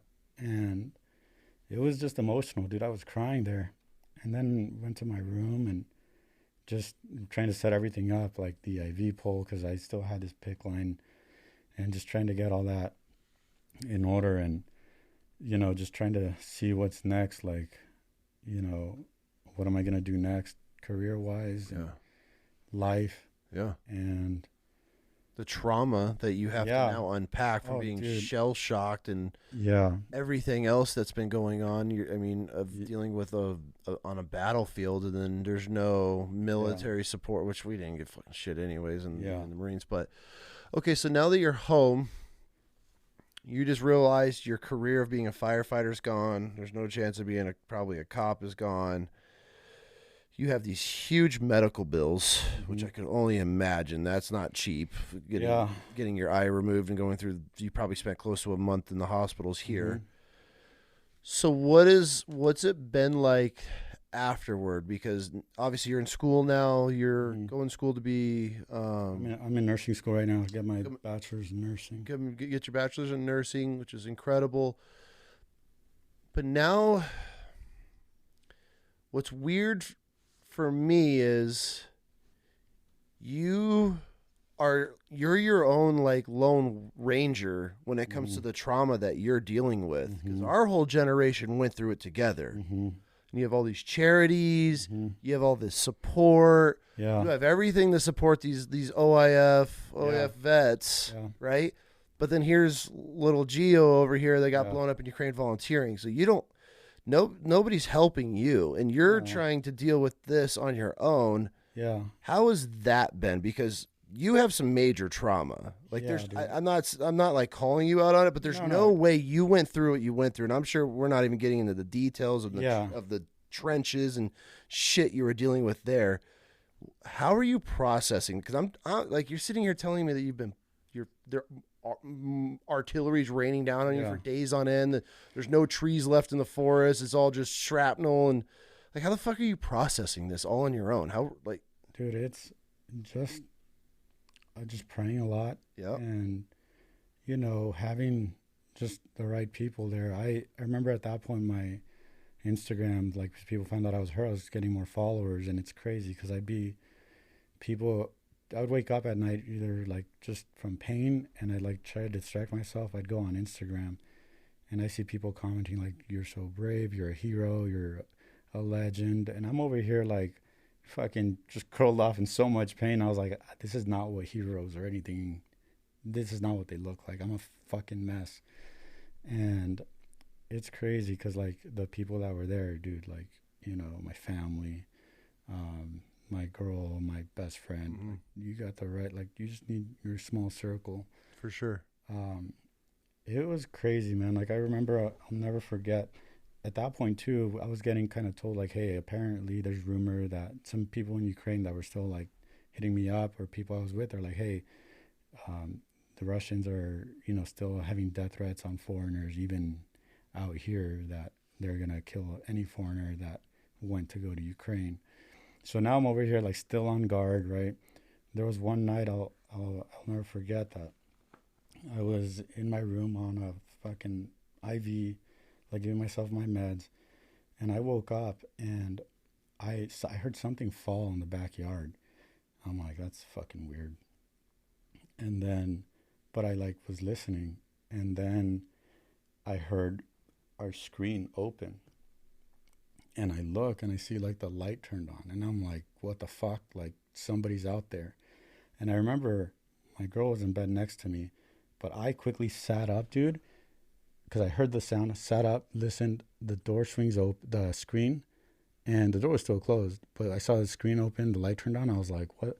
I immediately grabbed my fucking gun and I like pointed right at the door, and I get up and I'm like, fuck no, they're not going to kill me here.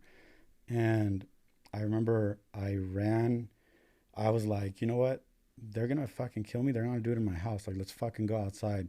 And I fucking run up, dude. And my girl was like, what the fuck are you doing? You know? And I run out, and literally I opened the door, closed it behind me. And the moment I stepped out, dude, it was cold and dark. But when the cold air hit my face, I was like back in Ukraine, dude. I was like looking around, like smelling Ukraine, smelling the trench, the gunpowder, the bodies, and I'm like looking around, like fucking cleaning my backyard, dude. And I'm like, I felt like I was back there, and I immediately like I turn around and I see my girlfriend crying, and she's like, please come back inside, please come back in bed, you're okay. And I was embarrassed, dude, because I was in fucking boxers in my fucking IV, like outside. And I like remember sitting back down. I get back down in bed, put it away, and I'm just sitting there looking at the ground, like, and I started just tearing up. I'm like, what the fuck is wrong with me? You know, like, I felt it was embarrassing, and it was more embarrassing because, dude, in front of my girl. Like, the one thing I'm very protective. Like, I want my girl to feel safe with me, you know. And so, yeah, it was rough, and you know, I wound up, as time went on, like I applied to nursing school. Like, I was like, figured if I can't career-wise, you know, be fire or whatnot. I've been in the medical field long enough. So I applied to nursing school, and I remember I showed up to do the tour and everything, and I still had like a bloody gauze with a gauze wrap and a PICC line. And I'm just, you know, I remember they were telling me the course load and everything, and I'm just overwhelmed. I'm like, I don't know if I can do this, but I got to be doing something. I've always been the type that I'm working towards something, you know? Yeah. And yeah, dude, I started nursing school like from February. I started nursing school like 7 months later. Oh, shit. Yeah. And that was a whole other thing, man. Like just being in public, dude. Like I remember one of the first times I left the house in public, I went to like a Target and I was walking in to as soon as I walked into Target, the doors open up. It was like sensory overload. I hear the cashiers, I see the lights, I see everything. And I see a dude pushing a grocery cart. And he looks at me and he starts laughing. He's like, what in the world happened to you? He's like, look at you. He's just laughing at me. And I'm over here just kind of like not realizing if he's talking to me. And he's just like laughing, dude. And then he just laughs and just continues pushing his cart. And I'm just like standing there like, what the fuck is going on? Yeah.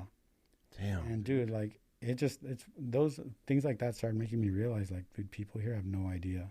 No, they're so sheltered and protected. Yeah, dude.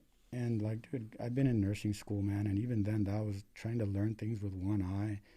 I'm in the back of class, and because I always like to be aware of my surroundings. And dude, I go back to work. I'm working in the ER, and I would go from my night shift straight into work, from my night shift straight into class. And there's times I'd get there early. I'd go to the library, and I see these girls coming out. I hold the door open for them. You know, they're nursing students. And I kind of acknowledge them. And then as I'm walking, I kind of hear a lot of laughing. I turn around and these girls are covering an eye and looking at each other and laughing. Damn. And I'm like, dude, I just look at them and I just kept walking and I'm like, dude, if they only knew. And it's crazy, dude, because, you know, in that moment, if I were to say something, who's going to be the bad guy? You. Me. Yeah, for sure. Right? I don't expect, you know, school to have my back. So what's it been like being this vet, going to Ukraine, getting blown up, seeing what this world is like outside of college, and now you find yourself in nursing school with a bunch of young kids that have no clue what is going on in the rest of the world. What's that like? Dude, it can be frustrating, man, because, you know, there's the level of immaturity that I see. Like, it's hard not to get mad. I don't think I'm better than any of my classmates. For sure. We're all in nursing school together, but dude, the divide has been crazy. Divide is in politics in nursing Not school? even that. What divide? What's divided in there? Well, because, dude, like, I would answer questions and stuff, because I have a lot of experience to, you know, draw from when we learn these things. Yeah. I'd answer a question, you can hear some people laughing, and, you know, I don't pay much attention to it. It got bad back in September with the whole, like, when Charlie Kirk got shot. I walk in, and the professor was laughing, showing the video, going row by row, showing the video of Charlie getting shot, and laughing and saying, homie deserved it. And I was standing there in the back of class and just shocked. And I couldn't help it, dude. I looked at him, and there's girls in the front that are laughing and pointing at the sky saying, oh, there is a God. The shooter needs to go to heaven. And I just yelled. Like, my boys, I looked at my boys, my little circle of friends, and they're like, Gio, don't say anything. Don't do it. But I couldn't, dude. I couldn't stand there and just listen to this. Sure. So I just yelled. I was like, hey, could you shut the fuck up? And they all looked shocked, dude. I just yelled, have some fucking respect. This is a human life. Yeah. These are dude, we're in nursing school. This is a nurse practitioner that's laughing over somebody dying, being executed on TV. Yeah, dude, and these girls have never seen anything like that, dude. They're so sheltered, dude. Like, freaking, it just blows my mind, man. And I'm over here, dude. I've been in nursing school while working full time, and going to school and learning. Like, clinicals have been amazing, dude. Like, my patients, they also ask me what happened. I tell them, dude, and I empathize a lot more with my patients, and they, you know, they're inspired by my story, and for sure, they feel like, you know, they feel good when, you know, they see like a vet taking care of them, or, you know, I worked at the VA for a little bit, and I've spoken to vets, and they're all very like, oh, God bless you for for going out there. Like even back then when I was in the 70s and the 80s, we never trusted the Russians. They were always pushing the limits of what they can do. And yeah, and so now, you know, I'm trying to get through nursing school. Yeah. I do like speak, like when I get the opportunity to do podcasts, and I like to tell my experiences and my story. I'm hoping people can learn from it. I've gone to speak to active duty infantry units in the Marine Corps about what I've learned, what tactics the Russians are using. Yeah, there's not a lot of people that probably have your experience, especially being a medic and on the backside, being able to watch and process. Like, so if they could learn something from that, then I'll keep doing that. And yeah, just we mentioned briefly that you're doing stickers and stuff and patches now, so that's kind of like a little side hustle you got going on. So what's the name of this, and how do we support it? Just on my Instagram. So this is for you, actually, dude. It's one of my patches. Keep this? Yeah, dude. Bro, we're starting a patch collection. Actually, this is perfect. Yeah, man. So I sell patches and challenge coins with the same logo, and the back of the coin has my picture with the Humvee that I was hit in before I got hit. It says U.S. Marine Corps 0311, U.S. Navy. It has my favorite Bible verse, Romans 8:18, and at the bottom it says Sergeant Roman, International Legion Defense of Ukraine and Armed Forces of Ukraine. So I'm selling these. I got some stickers. Being of you see the sticker? Being of Mexican heritage. It's like the little mariachi with the eye patch on it, and it has the Ukrainian sword. So yeah, that's for you, and challenge coins for you too, dude. Oh, thanks, bro. I appreciate you, man. Thank you. I appreciate you taking the time to get me out here and hear my story. Boy, do you have one. What I find fascinating about you and being around you for the last day or two and having dinner and everything, I was telling the wife last night, you remind me of an early OIF vet, of the symptoms of war. And so obviously I want to put out, and I know a lot of people, like, I already got something, we're going to go on a trip together, but I feel for you, man, the brotherhood. You need a group right now. Isolation would probably be the worst thing for you, because you're processing this a lot on your own. Like, you don't have a platoon. You don't have your boys. So that's what kind of scares me, is because I was watching and I'm very observant. And so you brought a lot of old feelers back, because I've had a charity for over, a decade now of helping vets that have been wounded overseas. And so I pick up on a lot of traits and little quirks and stuff that the early gen dudes that we were pulling out of hospitals still had. Yeah. So you still have a long road to recovery, I think, PTSD wise. Yeah. Have you don't have to get into this if it's too vulnerable or not, because I know it's fresh, but like, have you had any, are you good as far as triggers and things like that? Because you're processing this a lot on your own. And that's what kind of what I want. And we don't even have to even put this in the show or not, but I'm just real talk right now. Like, have you got any help for it, or are you doing this on your own? Because I feel a lot of people are going to downplay it because you're not a Marine vet or combat wounded vet, but even though you probably saw way worse shit than 90% of the dudes just pushing houses, I mean, you're in trenches. How are you processing this? Like, is it... Dude, like I said, I work out. That helps a lot. Okay. Go to the gym. And it's painful. I'm doing, pull-ups and grabbing dumbbells with shrapnel in my hands, and it does hurt. I push through it. And I just, like I said, praying, trying to get, I got like one or two boys that, like my boy, who's the police officer, like, we were in the Marine Corps together. Yeah. But a lot of it, man, like, I think because, and looking back, I started nursing school very fast. For sure. After it. So. You weren't even healed yet. Yeah, no, I was still, dealing with stuff. And I mean, now in terms of like triggers, dude, like I hate the sound of drones, fucking shit like that. I don't know, I always, when I'm out and about, I look at rooftops, look at windows. It's gotten better. I can't wait till And I've talked to like other combat vets, my brother, they tell me it'll go away with time, but it doesn't fully go away. For sure. I think because I'm also, dude, I go from a 12-hour shift in the ER to school, and you're sleep deprived, and now everything's more heightened because I'm sleep deprived.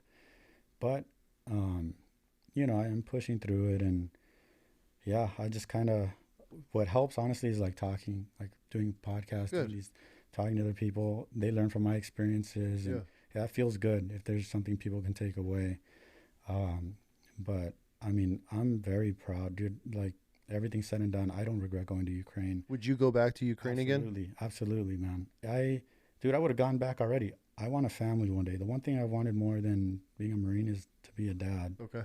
And I want that. If I didn't want that, dude, I would have been back there already. Because there's a lot of times where I found myself, like, dude, in nursing school, like, dealing with these immature people, professors, you know.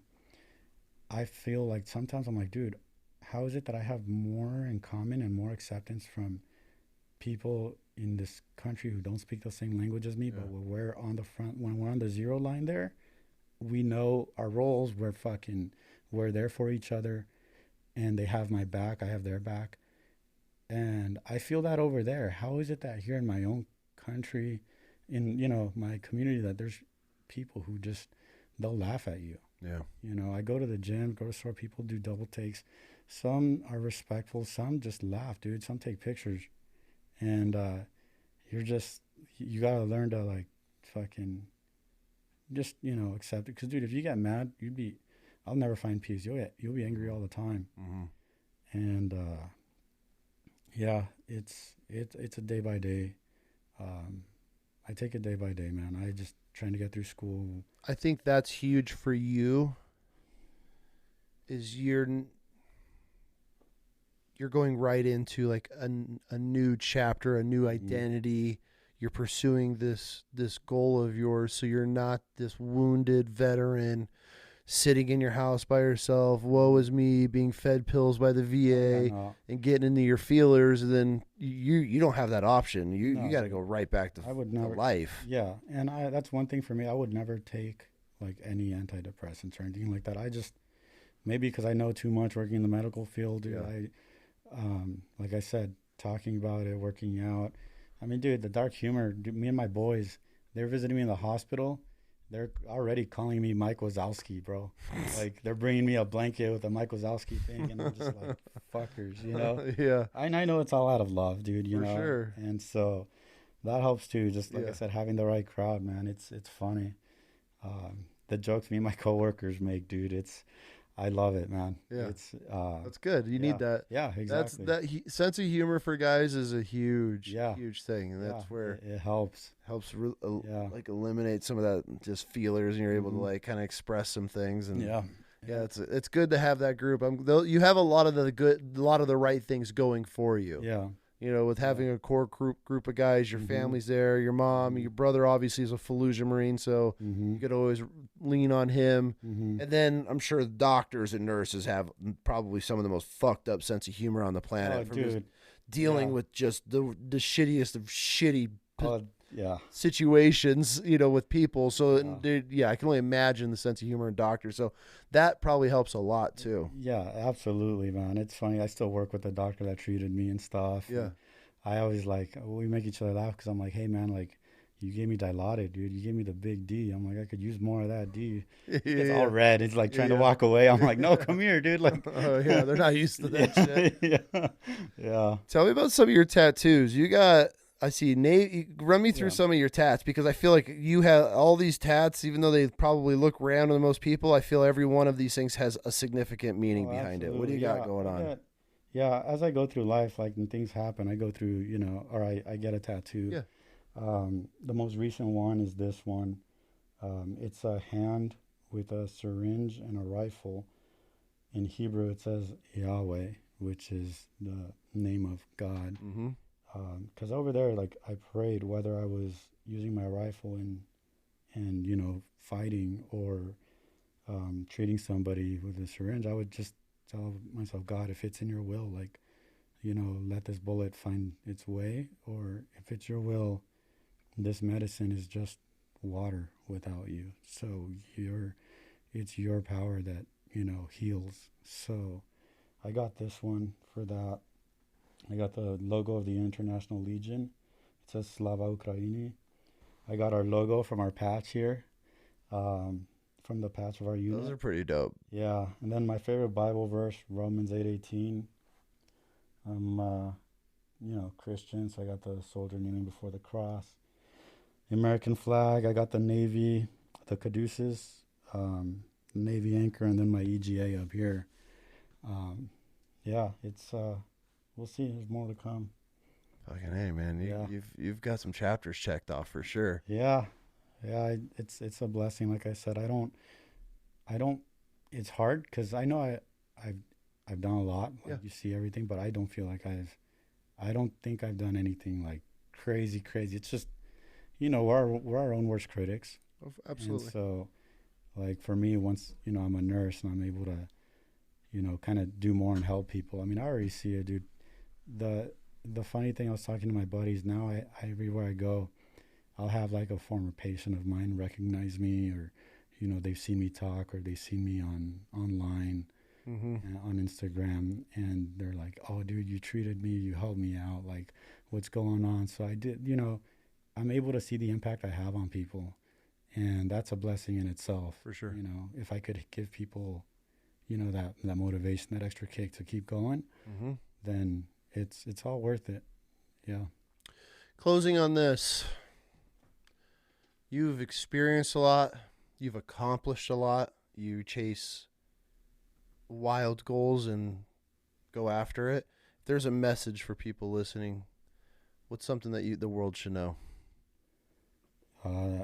One, we need to, as this world is going more and more into chaos, we need God more than ever. We need to pray. We need Jesus. And we also need to, I think, especially the men, you need to be ready to stand up for something, whether it be your family, protecting your family, and knowing how to do it, because this world is crazy. We live in a bubble as Americans, but that stuff can very well happen out here. And you need to know what you're going to do when shit goes down. At least know how to apply a tourniquet, know how to use a rifle, a handgun, know how to protect your family. That's what I'm a big advocate for. Same. Nobody's coming for you. Exactly. Nobody's coming to help. I have that on the patch up here. Oh, no shit. No one is coming. It's up to us. That's what I tell her all the time. Yeah. Like, you fight for your life in every situation, because people will film you before they're going to help you. Absolutely. Yeah, I've seen that a lot, man. In the ambulance, see people recording, and there's like a person stuck in a car, and people are just passing off responsibility. They're just recording. So, pretty tore up world out there. Gio, thank you for the conversation, man. Really wanted to have this one, especially with everything, the craziness that's going on in the world and these different wars, and to find somebody that's fought one that I don't know anybody else that has. So yeah, this was. Thank you, man. It's a blessing to be here, and thank you so much for. Thank you for bringing your gear, man. Sorry, I mean, you know, putting that glove on was probably it's brought back some feelers that maybe weren't the best, but interesting. Yeah, I mean, but yeah, man. What a badge of honor you got to wear than that one. So yeah, thank you, man, and I'll be posting. I keep people updated through my Instagram and stuff. So. I don't even think. Did you ever pitch your patch of stickers No, it's just go on my Instagram. Okay, you just run it through there. Yeah. Okay. Send me a message. I'll get it out to you. Cool. You got you tagged and everything. So, brother, thank you. Thank you so much, man. I appreciate you, man. Thank you. This is. Whew. You have been through some shit and accomplished even more. Thank you, man. Damn.